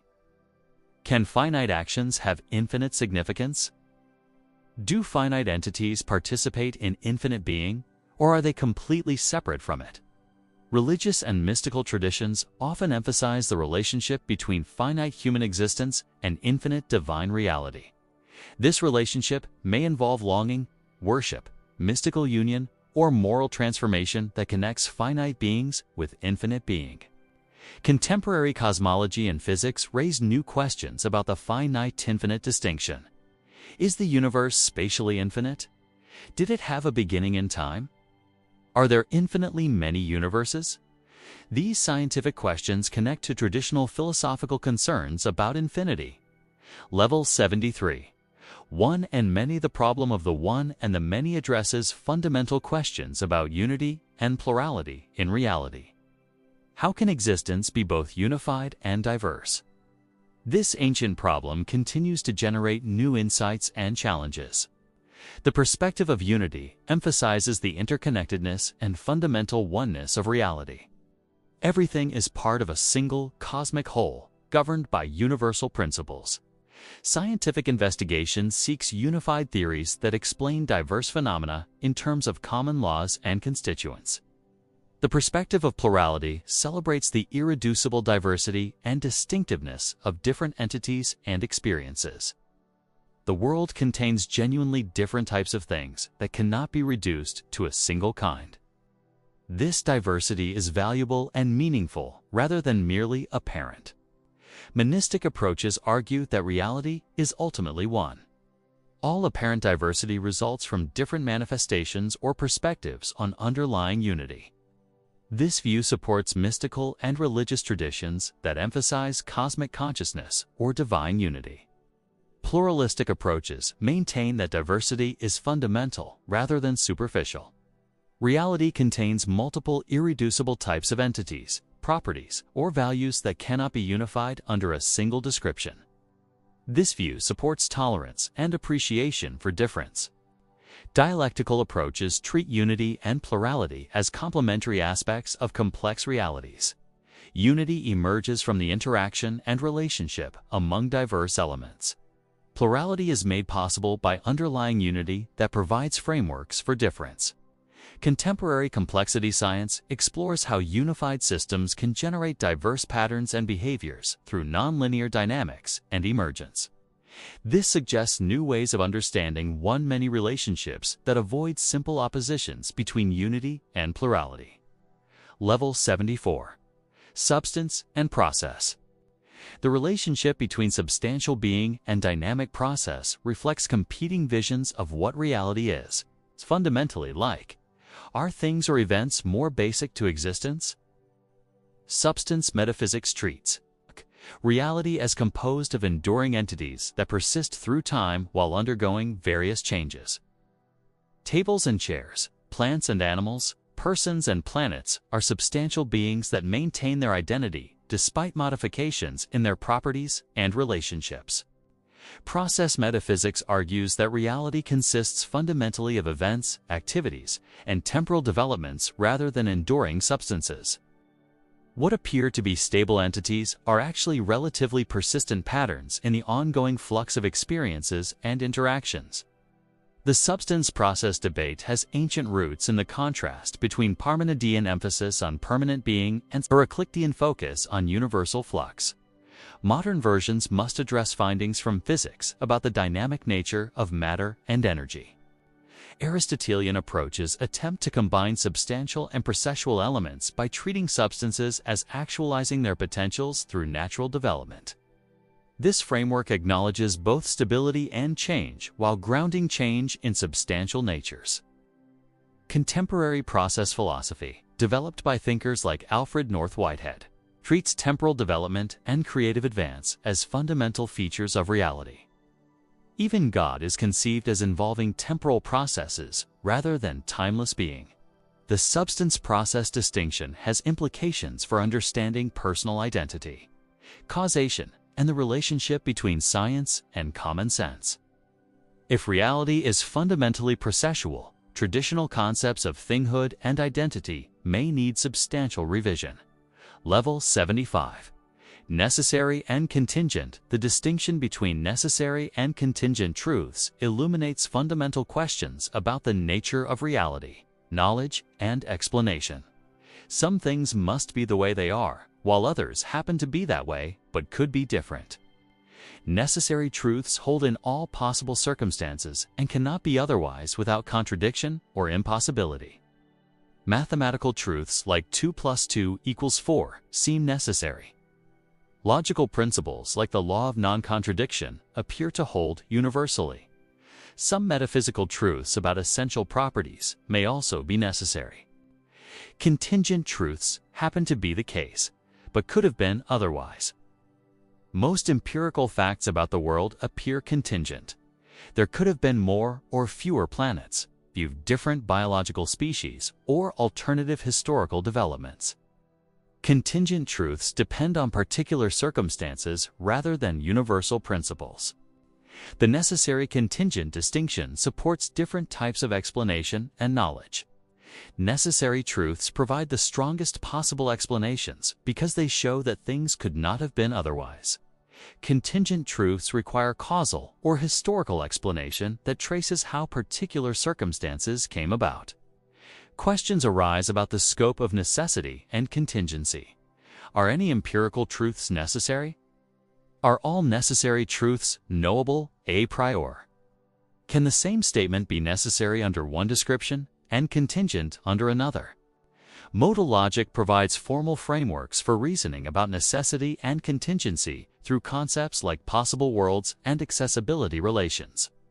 These tools help clarify modal concepts while raising questions about their metaphysical interpretation. Contemporary discussions must address findings from science about natural laws, essential properties, and the relationship between mathematical and physical necessity.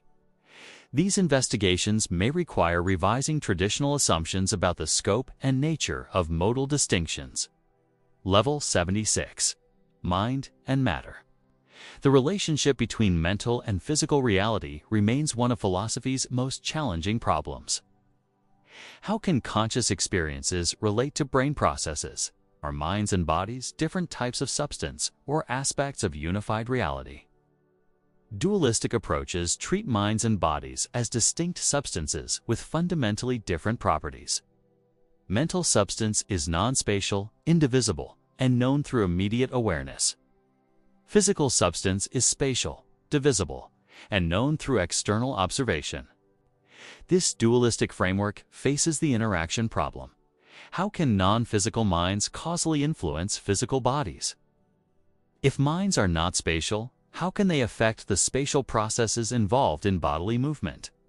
Various solutions have been proposed, but none seems fully satisfactory. Materialistic approaches identify mental states with physical brain states. Thoughts, emotions, and sensations are patterns of neural activity rather than separate mental substances. This view fits naturally with scientific approaches, but faces the hard problem of explaining subjective experience. Property dualism accepts that there is only one type of substance while maintaining that mental properties are irreducible to physical properties.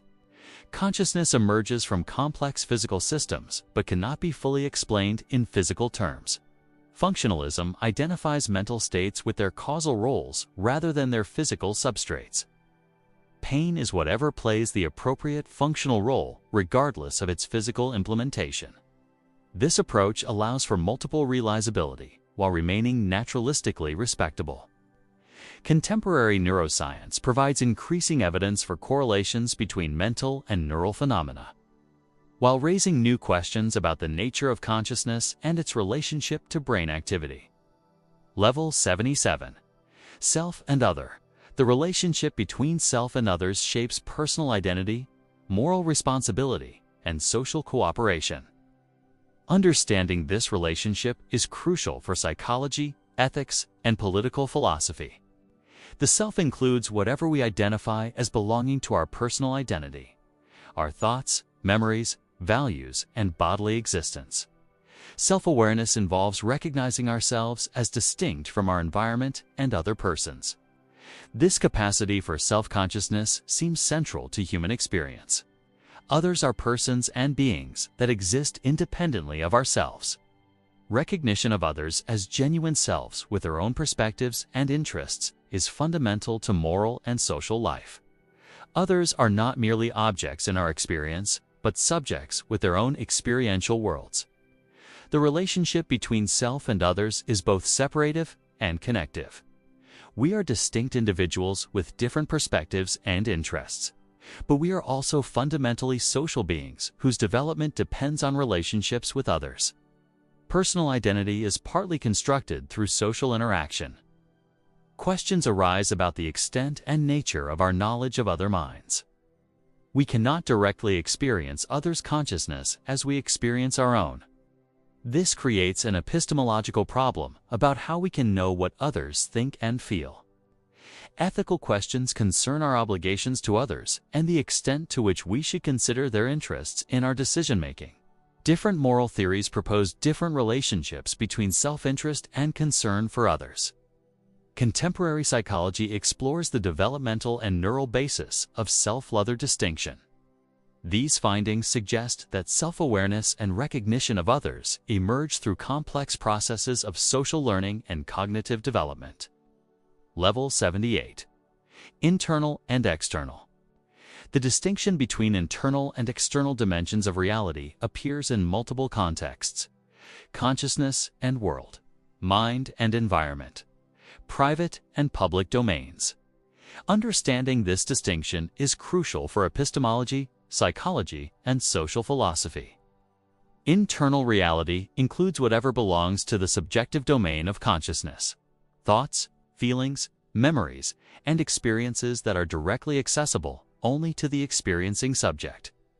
Others cannot observe our mental states in the same way we experience them ourselves. External reality consists of the objective world that exists independently of any particular subject's awareness. Physical objects, other persons, and social institutions belong to the external domain that provides the common environment for multiple subjects. The internal-external distinction raises questions about the relationship between subjective experience and objective reality. How do we gain knowledge of the external world through internal experience? Can we ever be certain that our internal representations correspond to external reality?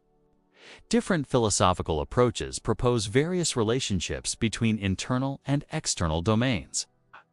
Some emphasize the primacy of internal experience and question whether we can have genuine knowledge of external reality. Others start with external reality and attempt to explain how internal experience emerges. Phenomenological approaches focus on the intentional structure of consciousness, its directedness toward objects, whether internal or external. This suggests that the internal-external distinction may be more complex than simple separation between inner and outer domains. Contemporary cognitive science investigates how mental representations relate to environmental information. These studies suggest complex, interactive relationships between internal processing and external stimulation that challenge simple internal-external oppositions. Level 79. Active and passive. The distinction between active and passive orientations appears throughout philosophy, in metaphysics, ethics, and philosophy of mind. Are we primarily agents who shape reality through our choices and actions, or patients who are shaped by forces beyond our control? Activity involves initiating change, exercising agency, and taking responsibility for outcomes. Active beings are causes rather than merely effects. They have power to influence their environment and shape their own development through deliberate choice and effort. Passivity involves receiving influence, being affected by external forces, and responding to circumstances rather than initiating them. Passive beings are primarily effects rather than causes. They are shaped by their environment and circumstances more than they shape them. The relationship between activity and passivity is complex rather than simply oppositional. Even the most active agents are passive in some respects, influenced by their biology, culture, and circumstances.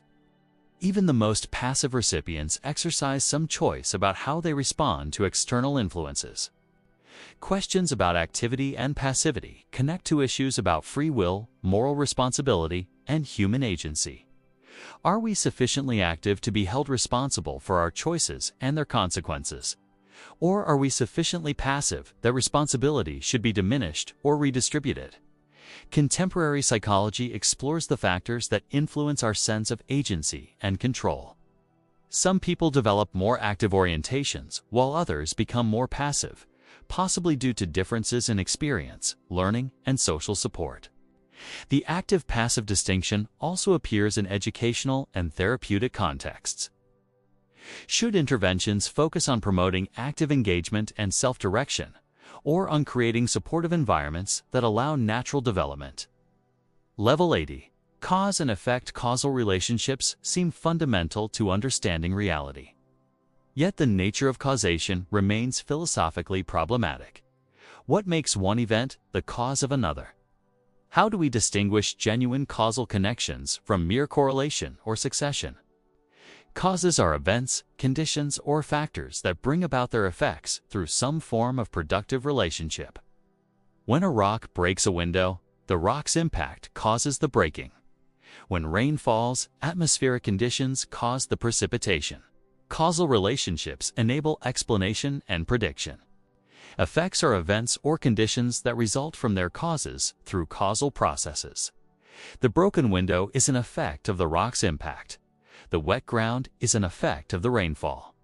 Effects typically follow their causes temporally, though the precise temporal relationship can be complex. Traditional approaches analyze causation in terms of necessary and sufficient conditions. Causes are necessary if their effects cannot occur without them. Causes are sufficient if they inevitably produce their effects. But many causal relationships seem to involve neither necessary nor sufficient conditions. Contemporary approaches explore probabilistic causation, where causes raise the probability of their effects without guaranteeing them. Mechanistic approaches focus on the physical processes that connect causes to effects. Counterfactual approaches analyze causation in terms of what would have happened if the cause had not occurred. The problem of causal direction asks what distinguishes causes from effects. Why do we say that the rock's impact caused the window to break rather than that the window's breaking caused the rock's impact? This question connects to broader issues about time's arrow and the directionality of physical processes. Level 81. Whole and part. The relationship between wholes and parts appears throughout reality at multiple levels, from physical composition to social organization to logical structure. Understanding this relationship is crucial for science, ethics, and practical reasoning. Parts are components that constitute larger wholes through various forms of organization and relationship. Atoms are parts of molecules, cells are parts of organisms, individuals are parts of communities. Parts may exist independently of their wholes or depend on them for their existence and functioning. Wholes are complex entities composed of parts but potentially possessing properties and causal powers that their parts lack individually. Molecules have chemical properties that atoms lack. Organisms exhibit life that cells do not possess alone. Communities can achieve goals that individuals cannot accomplish separately. The relationship between wholes and parts raises questions about emergence and reduction. Do wholes have genuine properties that cannot be explained in terms of their parts? Or are wholes nothing more than their parts in specific arrangements? This question has implications for understanding levels of reality and explanation. Holistic approaches emphasize the irreducible properties of wholes and their causal influence on their parts. Systems exhibit downward causation, where higher-level properties influence lower-level processes. Understanding complex systems requires grasping their holistic properties rather than just analyzing components. Reductionist approaches maintain that wholes are fully explicable in terms of their parts and their interactions. All properties and powers of wholes can ultimately be traced to properties and relationships among parts. Scientific explanation should seek to reduce higher-level phenomena to lower-level mechanisms. Contemporary complexity science explores how wholes and parts interact in nonlinear systems, where small changes in parts can produce large changes in wholes, and where wholes can constrain and direct their parts through feedback processes. Level 82. Form and matter. The relationship between form and matter addresses fundamental questions about the nature of physical objects and the role of organization in reality. What makes something the kind of thing it is? Its material composition or its structural organization? Matter provides the material substrate from which things are made. Bronze, wood, flesh, and silicon are types of matter that can be organized into different forms.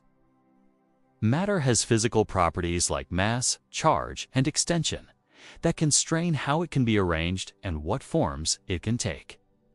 Form involves the organization, structure, and pattern that gives matter its specific identity and properties. The same bronze can be formed into statues, coins, or tools with different identities and functions. Form determines what kind of thing something is and what it can do. Aristotelian hylomorphism treats every physical object as a composite of matter and form, neither of which can exist independently. Matter without form is pure potentiality, while form without matter is incomplete actuality. The union of form and matter creates substantial beings with specific natures. Modern science complicates traditional form-matter distinctions by treating matter as energy in various configurations. What we call matter may itself be a form of organization rather than a basic substrate. Information and organization may be more fundamental than traditional material substances. The form-matter distinction connects to questions about identity and change. When form remains constant through changing matter, we say the same thing persists. When matter remains constant through changing form, we may say something new has been created. Both stability and change involve relationships between form and matter. Contemporary discussions explore how information theory, molecular biology, and material science might provide new frameworks for understanding form-matter relationships in natural and artificial systems. Level 83. Essence and existence. The relationship between essence and existence has profound implications for understanding the nature of reality, possibility, and divine being. What is the relationship between what something is and the fact that it exists? Essence involves what makes something the kind of thing it is, its nature, definition, or quiddity.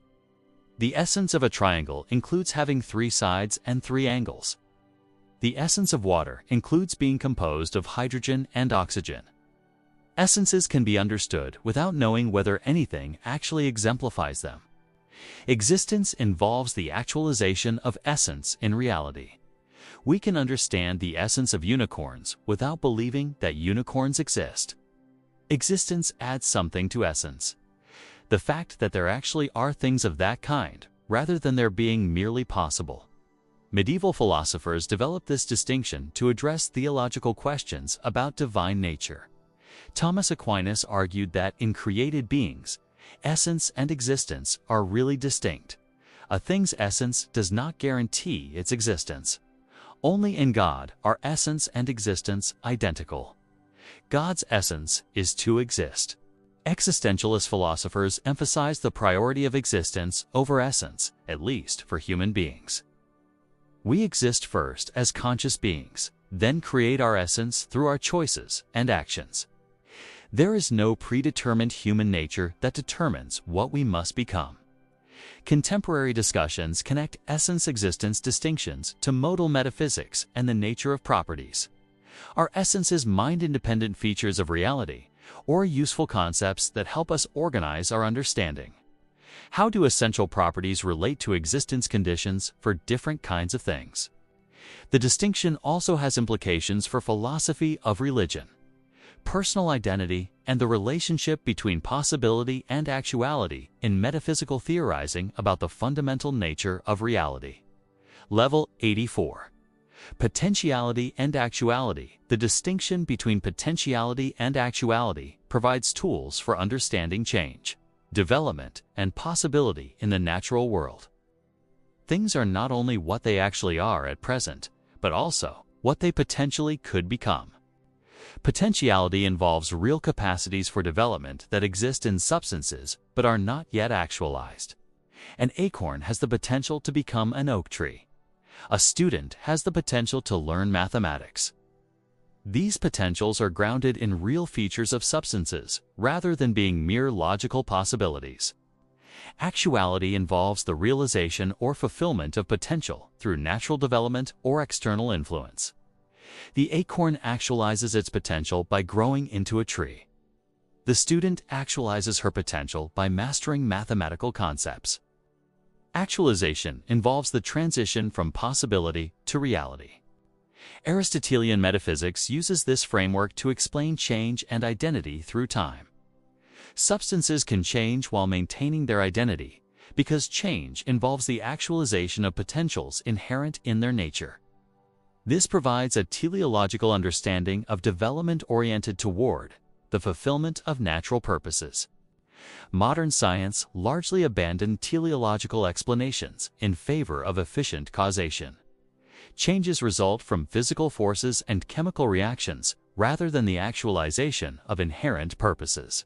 But the potential actual distinction remains relevant for understanding dispositions, capacities, and counterfactual properties. Contemporary discussions explore how quantum mechanics might involve genuine potentiality at the fundamental level of physical reality. Quantum systems may exist in superpositions of potential states until measurement actualizes specific outcomes. The framework also applies to human development and education. People have potentials for various skills, virtues, and forms of knowledge that can be actualized through appropriate training and experience. Understanding human potential is crucial for effective education and personal development. Level 85. Simple and complex. The relationship between simplicity and complexity appears throughout reality and human understanding. Are complex phenomena ultimately reducible to simple components and principles, or is complexity irreducible and fundamental? Simplicity involves basic, unanalyzable elements or principles that cannot be broken down into more fundamental parts. Simple substances, basic particles, fundamental forces, and logical axioms serve as building blocks from which more complex entities can be constructed. Complexity involves systems composed of multiple interacting parts that exhibit properties and behaviors not present in their individual components. Living organisms, ecosystems, social institutions, and conscious experiences represent different types of complex systems. Reductionist approaches seek to explain complex phenomena in terms of simpler components and their interactions. This research program has achieved remarkable success in physics, chemistry, and biology by showing how complex behavior emerges from simple underlying processes governed by mathematical laws. But complexity science suggests that some complex systems exhibit emergent properties that cannot be predicted from knowledge of their components alone. Nonlinear interactions, feedback loops, and self-organization can generate novel patterns and behaviors that require their own levels of description. The relationship between simple and complex also appears in aesthetics, ethics, and practical reasoning. Simple solutions are often preferred for their elegance and comprehensibility. But complex problems may require complex responses. Finding appropriate balances between simplicity and complexity is an ongoing challenge. Contemporary discussions explore how information theory, network analysis, and computational modeling might provide new frameworks for understanding the emergence of complexity from simple rules and interactions. Level 86. Order and disorder. The relationship between order and disorder shapes our understanding of natural processes, human institutions, and the development of knowledge. Reality exhibits both highly ordered patterns and apparently random or chaotic phenomena. Order involves regular patterns, systematic organization, and predictable relationships that enable understanding and control. Natural laws exhibit order by describing constant relationships among physical quantities. Social institutions create order by establishing rules and procedures that coordinate behavior. Disorder involves randomness, unpredictability, and the absence of discernible pattern. Quantum events appear fundamentally random. Weather systems exhibit chaotic behavior that makes long-term prediction impossible. Social crises can disrupt established orders and create periods of confusion. The relationship between order and disorder is dynamic rather than simply oppositional. Thermodynamics shows how ordered energy tends to dissipate into disordered heat. But biological evolution demonstrates how random mutations combined with natural selection can generate increasingly complex and ordered forms. Contemporary chaos theory reveals how deterministic systems can exhibit chaotic behavior, while random processes can generate ordered patterns through statistical regularities. This suggests that order and disorder may be complementary aspects of complex systems rather than mutually exclusive alternatives. Human creativity often emerges from the interaction between order and disorder. Art requires both technical discipline and spontaneous innovation. Scientific discovery involves both systematic method and creative leaps. Social change requires both stable institutions and disruptive challenges to establish patterns. Understanding order-disorder relationships has practical importance for design, policy, and problem-solving across many domains, from urban planning to organizational management to therapeutic intervention. Level 87. Structure and function. The relationship between structure and function appears across biology, psychology, and social science. Understanding how things are organized, structure relates closely to understanding what they do function. Structure involves the arrangement and organization of components within systems. Anatomical structure describes how organs and tissues are organized within bodies. Social structure analyzes relationships among roles and institutions within societies. Cognitive structure involves the organization of mental processes and representations. Function involves the activities, purposes, or roles that structures serve within larger systems. Hearts function to pump blood. Economic institutions function to coordinate production and distribution. Memory functions to store and retrieve information for current use. The structure-function relationship is generally correlative.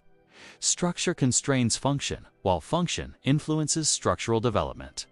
Hearts can pump effectively because of their muscular construction and valve systems. But cardiovascular systems evolved their current structure partly because effective pumping provided survival advantages. Questions arise about whether functions are objective features of reality or human. Interpretations imposed on structural arrangements. Do hearts really have the function of pumping blood, or do we attribute this function based on our understanding of circulatory systems? This connects to broader questions about teleology and purpose in nature. Functionalist approaches in philosophy of mind identify mental states with their functional roles rather than their physical structures. Pain is whatever plays the appropriate functional role in mediating between stimuli and responses, regardless of how this role is physically implemented. Contemporary systems theory provides frameworks for understanding how structure and function interact in complex adaptive systems. Feedback processes allow functional requirements to shape structural development, while structural constraints limit possible functions. Understanding structure-function relationships has practical importance for design, medicine, and social policy. Effective intervention requires understanding both how systems are organized and what purposes they serve. Level 88. Means and ends. The relationship between means and ends shapes practical reasoning, moral evaluation, and the organization of human activity. How should we understand the relationship between what we do and what we aim to achieve? Means are actions, tools, or methods that we use to achieve desired outcomes. Studying is a means to acquiring knowledge. Medicine is a means to restoring health. Laws are means to maintaining social order. Means derive their value primarily from their effectiveness in producing ends. Ends are goals, purposes, or outcomes that we seek to realize through our actions. Knowledge, health, and social order are ends that we pursue through various means. Ends provide direction and justification for our choice of means. They represent what we ultimately value and seek to achieve. The relationship between means and ends raises important ethical questions. Can any means be justified by valuable ends, or are some means intrinsically wrong regardless of their consequences? Can ends justify means that violate moral principles or human rights? Consequentialist approaches evaluate means entirely in terms of their effectiveness in producing good ends. The best action is whatever produces the best overall outcomes, regardless of the intrinsic nature of the action itself. This approach can justify seemingly problematic means if they produce sufficiently valuable results. Deontological approaches maintain that some means are intrinsically right or wrong, regardless of their consequences. Certain actions violate moral duties or human dignity, even if they might produce good outcomes. Moral constraints on means cannot be overridden by valuable ends. Virtue ethics focuses on character rather than external means and ends. Good people naturally choose appropriate means and worthy ends because their virtues dispose them toward excellent action. This approach emphasizes moral education and character development. Contemporary discussions must address complex modern situations where means and ends are difficult to separate and where unintended consequences may be as important as intended ones. Level 89. Theory and practice. The relationship between theoretical understanding and practical application has shaped philosophy, science, and human culture throughout history. How should abstract knowledge relate to concrete action? Theory involves systematic understanding of general principles, laws, and relationships that explain phenomena across different contexts. Scientific theories explain natural processes. Philosophical theories analyze fundamental concepts. Theoretical knowledge aims at truth and understanding rather than immediate practical utility. Practice involves concrete application of knowledge to achieve specific goals in particular circumstances. Medical practice applies biological knowledge to treat illness. Engineering practice applies physical knowledge to design structures. Practical knowledge aims at effective action rather than abstract understanding. The relationship between theory and practice can be mutually supportive or potentially conflicting. Good theory can guide effective practice by revealing general principles that apply across situations. But practical experience can also challenge theoretical assumptions and reveal limitations in abstract understanding. Some philosophical traditions emphasize the priority of theory over practice. Plato argued that theoretical knowledge of eternal forms provides the foundation for practical wisdom and just action. Only those who understand ultimate reality can govern effectively or live well. Others emphasize the priority of practice over theory. Marxist approaches argue that practice is primary and that theory emerges from montrieri and must be tested through practical engagement with material conditions. Pragmatist approaches evaluate theories based on their practical consequences rather than their abstract truth. Contemporary discussions explore how theoretical and practical knowledge might be integrated rather than opposed. Action, research, evidence-based practice, and participatory design represent attempts to combine systematic understanding with engaged application. Level 90. Individual and universal. The tension between individual uniqueness and universal commonality appears throughout philosophy. From ancient discussions of particular versus general to contemporary debates about personal identity and human nature. Individual aspects emphasize what makes each entity distinctive and irreplaceable. Every person has unique experiences, perspectives, and characteristics that cannot be fully captured by general descriptions.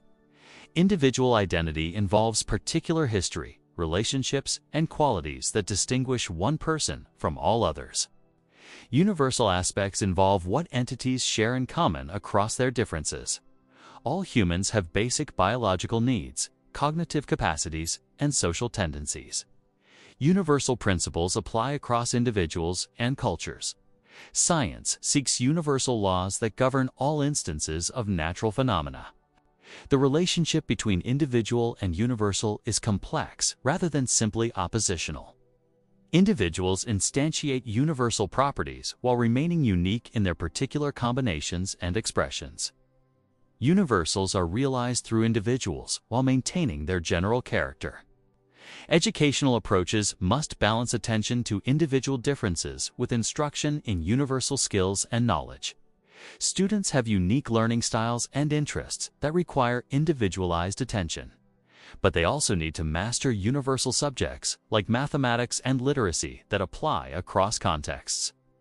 Moral and political philosophy grapples with balancing individual rights and freedoms with universal principles of justice and equality. Liberal approaches emphasize individual autonomy, while communitarian approaches stress shared values and responsibilities. Contemporary psychology explores how individual differences and universal patterns both contribute to human development and behavior. Understanding persons requires appreciating both their uniqueness and their commonalities with others. Level 91. Immanence and Transcendence. The relationship between immanent and transcendent aspects of reality shapes religious thought, philosophical understanding, and human experience of meaning and value. Immanence involves presence within ordinary reality rather than beyond it. Immanent principles operate through natural processes rather than interrupting them from outside. Immanent value exists within human experience and natural relationships rather than being imposed from external sources. Transcendence involves going beyond ordinary limitations and boundaries. Transcendent reality exists above or beyond the natural world. Transcendent values provide standards that judge and transform ordinary experience rather than simply reflecting it. Religious traditions offer different balances between immanent and transcendent emphases. Some stress divine transcendence. God exists beyond the created world and provides external standards for judgment and salvation. Others emphasize divine immanence. God is present within natural processes and human experience. Philosophical approaches also vary in their treatment of transcendence and immanence. Platonic traditions emphasize transcendent forms that provide objective standards for truth and value. Naturalistic traditions focus on immanent processes that generate meaning and value without requiring external foundations.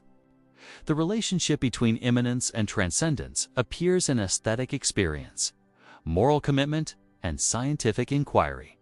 Great art may reveal transcendent beauty through immanent materials. Moral principles may transcend particular circumstances while being discovered through immanent experience. Contemporary discussions explore how immanent and transcendent aspects might be related rather than simply opposed. Process approaches suggest that transcendence emerges from immanent creativity rather than existing independently of it. Level 92. Absolute and relative. The distinction between absolute and relative truth, value, and reality has profound implications for knowledge, ethics, and human understanding of meaning and purpose. Absolute approaches maintain that some truths, values, or realities are universal and objective, independent of particular perspectives or cultural contexts. Mathematical truths are absolutely true, regardless of who considers them. Moral principles like justice and human dignity may have absolute validity across cultures and historical periods. Relative approaches argue that truth, value, and meaning depend on specific contexts, perspectives, or frameworks. What counts as true or valuable varies across cultures, individuals, and historical situations. There are no universal standards that apply independently of particular viewpoints. The relationship between absolute and relative is complex rather than simply oppositional. Some aspects of reality may be absolute, while others are relative. Universal human nature might ground absolute moral principles, while cultural practices remain legitimately relative to particular traditions. Contemporary discussions must address scientific findings about universal features of human psychology and biology, alongside anthropological evidence of cultural diversity in beliefs and practices. This suggests complex interactions between universal and relative aspects of human experience. Religious traditions typically claim access to absolute truth through revelation or mystical experience, while acknowledging that human understanding remains limited and fallible. This creates tensions between claims to absolute authority and recognition of human finitude.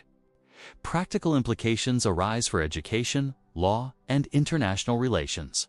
How should democratic societies balance respect for diverse perspectives with commitment to shared principles? These questions require careful analysis of absolute-relative relationships in specific contexts. Level 93. Subject and object. The subject-object distinction shapes our understanding of consciousness, knowledge, and the relationship between mind and world. This fundamental structure appears central to conscious experience and rational inquiry. Subjects are centers of consciousness, experience, and agency. They have first-person access to their own mental states and serve as the source of perceptions, thoughts, and actions. Subjects are typically conceived as active, unified, and self-aware. Objects are whatever can be experienced, known, or acted upon by subjects. This includes external physical things, mental contents like ideas and memories, and abstract entities like numbers and concepts. Objects are presented to consciousness from third-person perspectives. The subject-object relationship enables knowledge through intentionality. Consciousness is always consciousness of something. Subjects direct attention toward objects and form beliefs about their properties and relationships. This intentional structure makes meaningful experience possible. But the subject-object distinction also creates philosophical puzzles. How does consciousness bridge the gap between subjective experience and objective reality? What accounts for the unity of consciousness across different objects of experience? Can subjects ever become objects to themselves in self-consciousness? Different philosophical traditions offer varying approaches to subject-object relationships. Idealist approaches argue that objects are constituted by subjective experience rather than existing independently. Materialist approaches attempt to explain subjectivity in terms of objective physical processes. Contemporary neuroscience and cognitive science investigate the neural basis of self-awareness and object recognition. These findings suggest that subject-object distinctions may be constructed through complex brain processes rather than being fundamental features of reality. Level 94. Phenomenon and noumenon. The distinction between phenomenon and noumena addresses fundamental questions about the relationship between appearance and reality, knowledge and being. What is the relationship between how things appear to us and how they are in themselves? Phenomena are things as they appear to consciousness through the structures and limitations of human cognition. Our experience is always mediated through sensory apparatus, conceptual frameworks, and cognitive processes that shape how reality presents itself to us. Noumena are things as they exist in themselves, independent of how they appear to any conscious subject. Noumenal reality would be the world as it exists apart from any perceptual or conceptual mediation, the ultimate nature of things beyond all appearance. Kant argued that we can only know phenomena, never noumena. Human knowledge is necessarily limited to how things appear within the structures of space, time, and causality that our minds impose on experience. The noumenal world remains forever inaccessible to theoretical knowledge. This distinction has profound implications for understanding the scope and limits of human knowledge. If we can only know appearances, can we ever achieve genuine knowledge of reality itself? Does the phenomenon-noumenon distinction make sense, or does it create artificial problems? Some philosophers reject the distinction as meaningless or incoherent. If noumena are by definition unknowable, perhaps we should abandon the concept and focus on understanding phenomena themselves. Reality might consist entirely of appearances to various subjects, rather than including unknowable things in themselves. Contemporary discussions connect this distinction to scientific realism and anti-realism.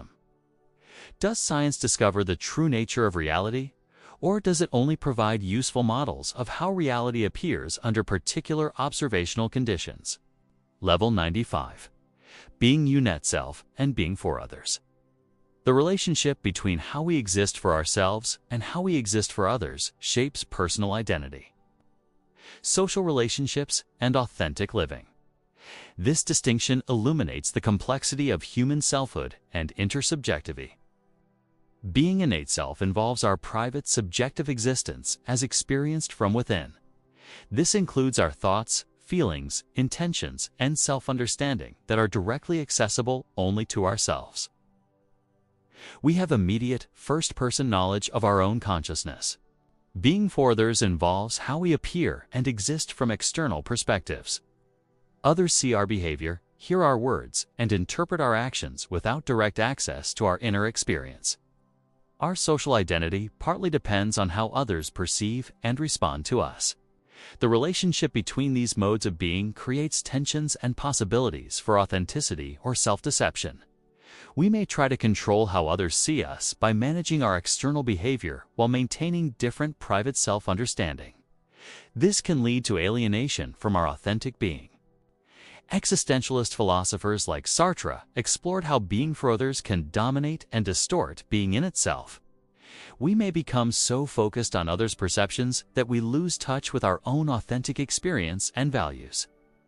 Yet social recognition is also necessary for full selfhood. The development of personal identity requires negotiating the relationship between inner self-understanding and social recognition. Healthy identity formation involves both authentic self-knowledge and positive social relationships that support rather than undermine genuine selfhood.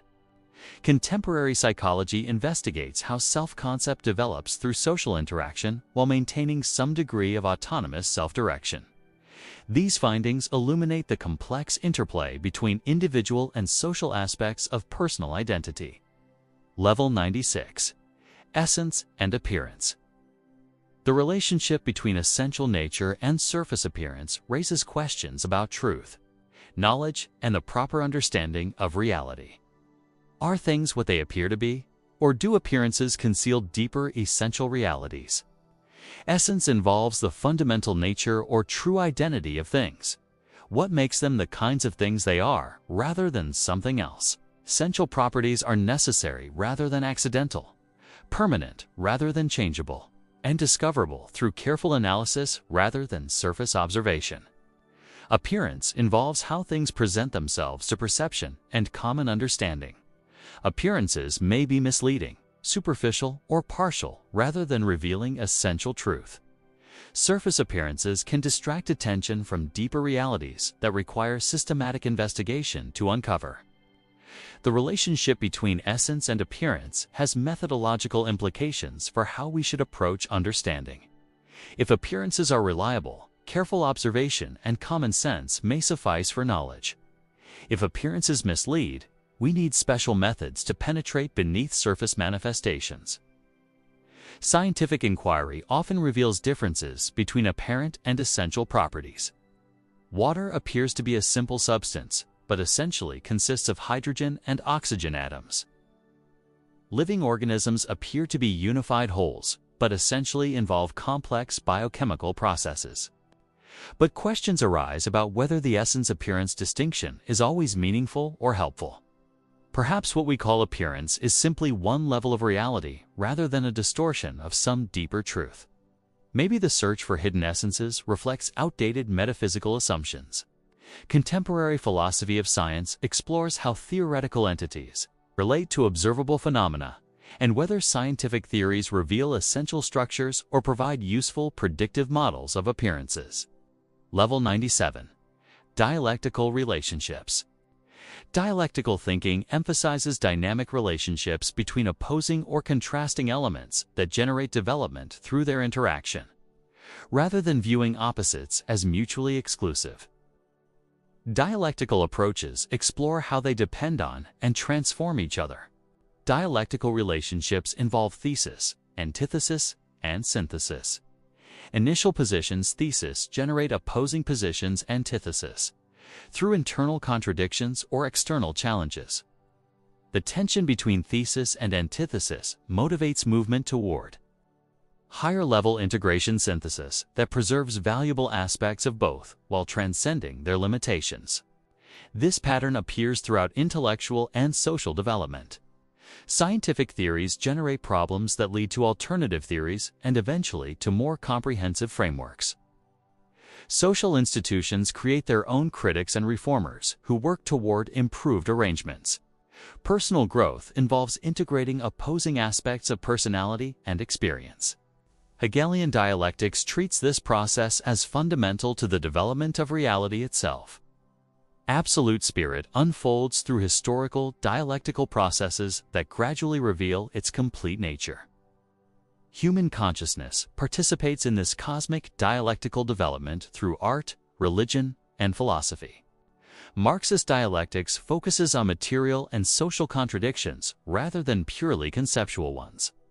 Economic systems generate internal contradictions that lead to social conflict and eventual transformation.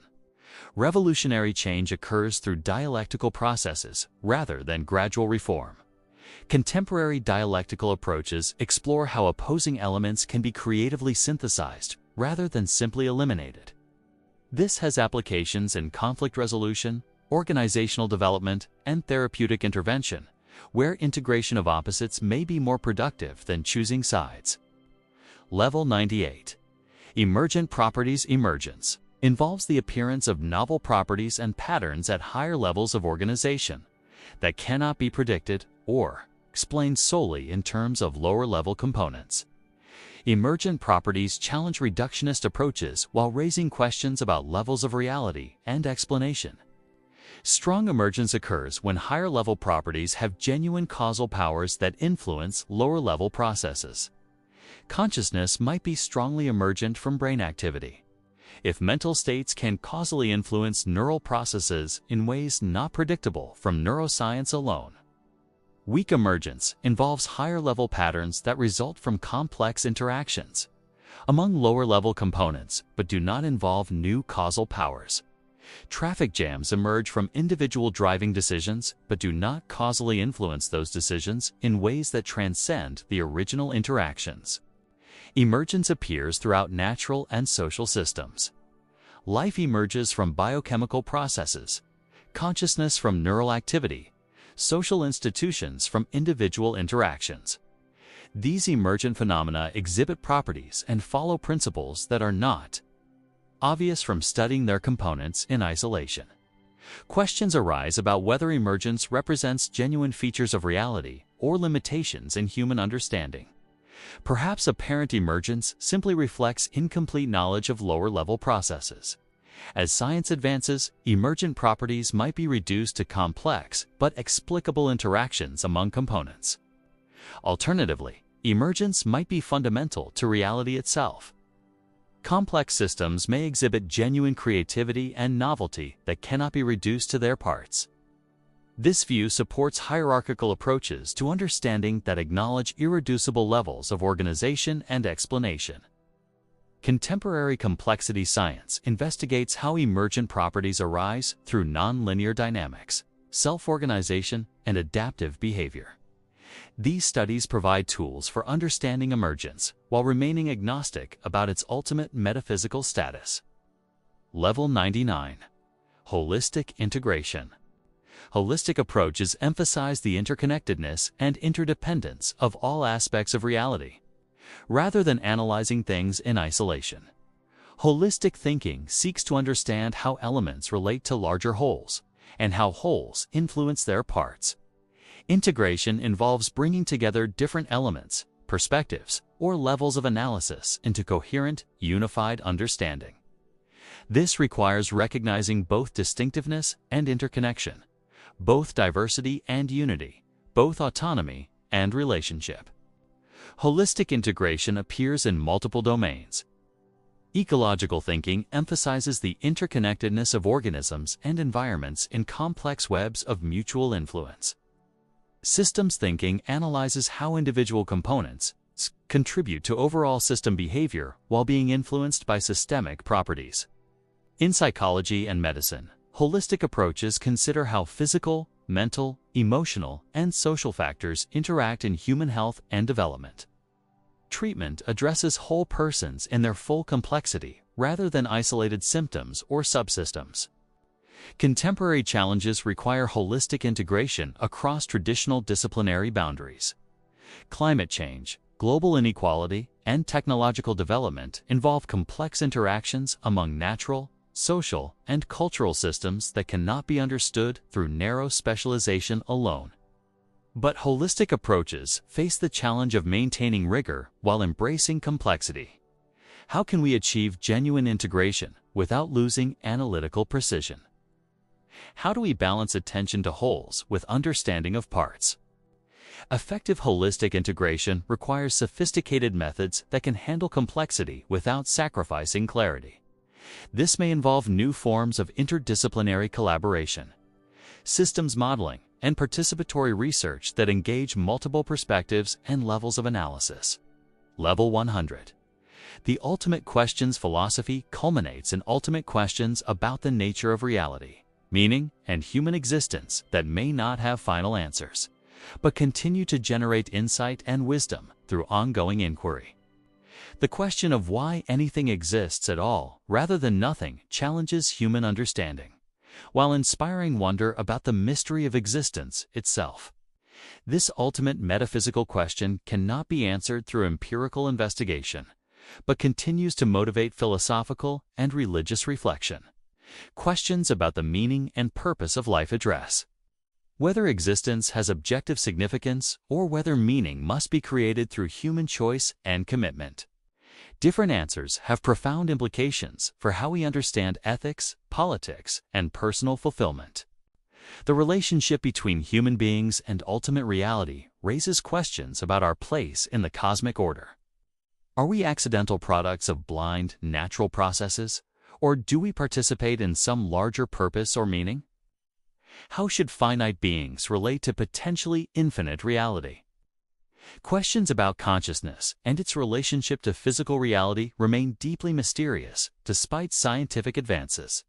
The hard problem of consciousness may represent a permanent limitation of human understanding, or it may eventually yield to new conceptual frameworks and empirical discoveries. The problem of evil and suffering challenges attempts to find meaning and purpose in a world that contains enormous pain and injustice. How can we maintain hope and commitment in the face of tragedy and moral failure? What does human goodness mean in a universe that seems indifferent to our values? These ultimate questions may not have final answers, but engaging with them seriously can deepen understanding, expand perspective, and enrich human experience. Philosophy provides tools for approaching these questions thoughtfully, while remaining open to mystery and continued learning. The philosophical journey from basic concepts to ultimate questions reveals both the power and limitations of human reason. We can achieve genuine understanding while recognizing that reality exceeds our capacity to comprehend it fully. This combination of knowledge and humility represents wisdom in its most mature form. Through sustained reflection on fundamental questions, we develop intellectual virtues like curiosity, careful reasoning, conceptual clarity, and openness to alternative perspectives. These virtues serve us well, not only in abstract philosophical inquiry, but in practical life, as we navigate complexity and uncertainty.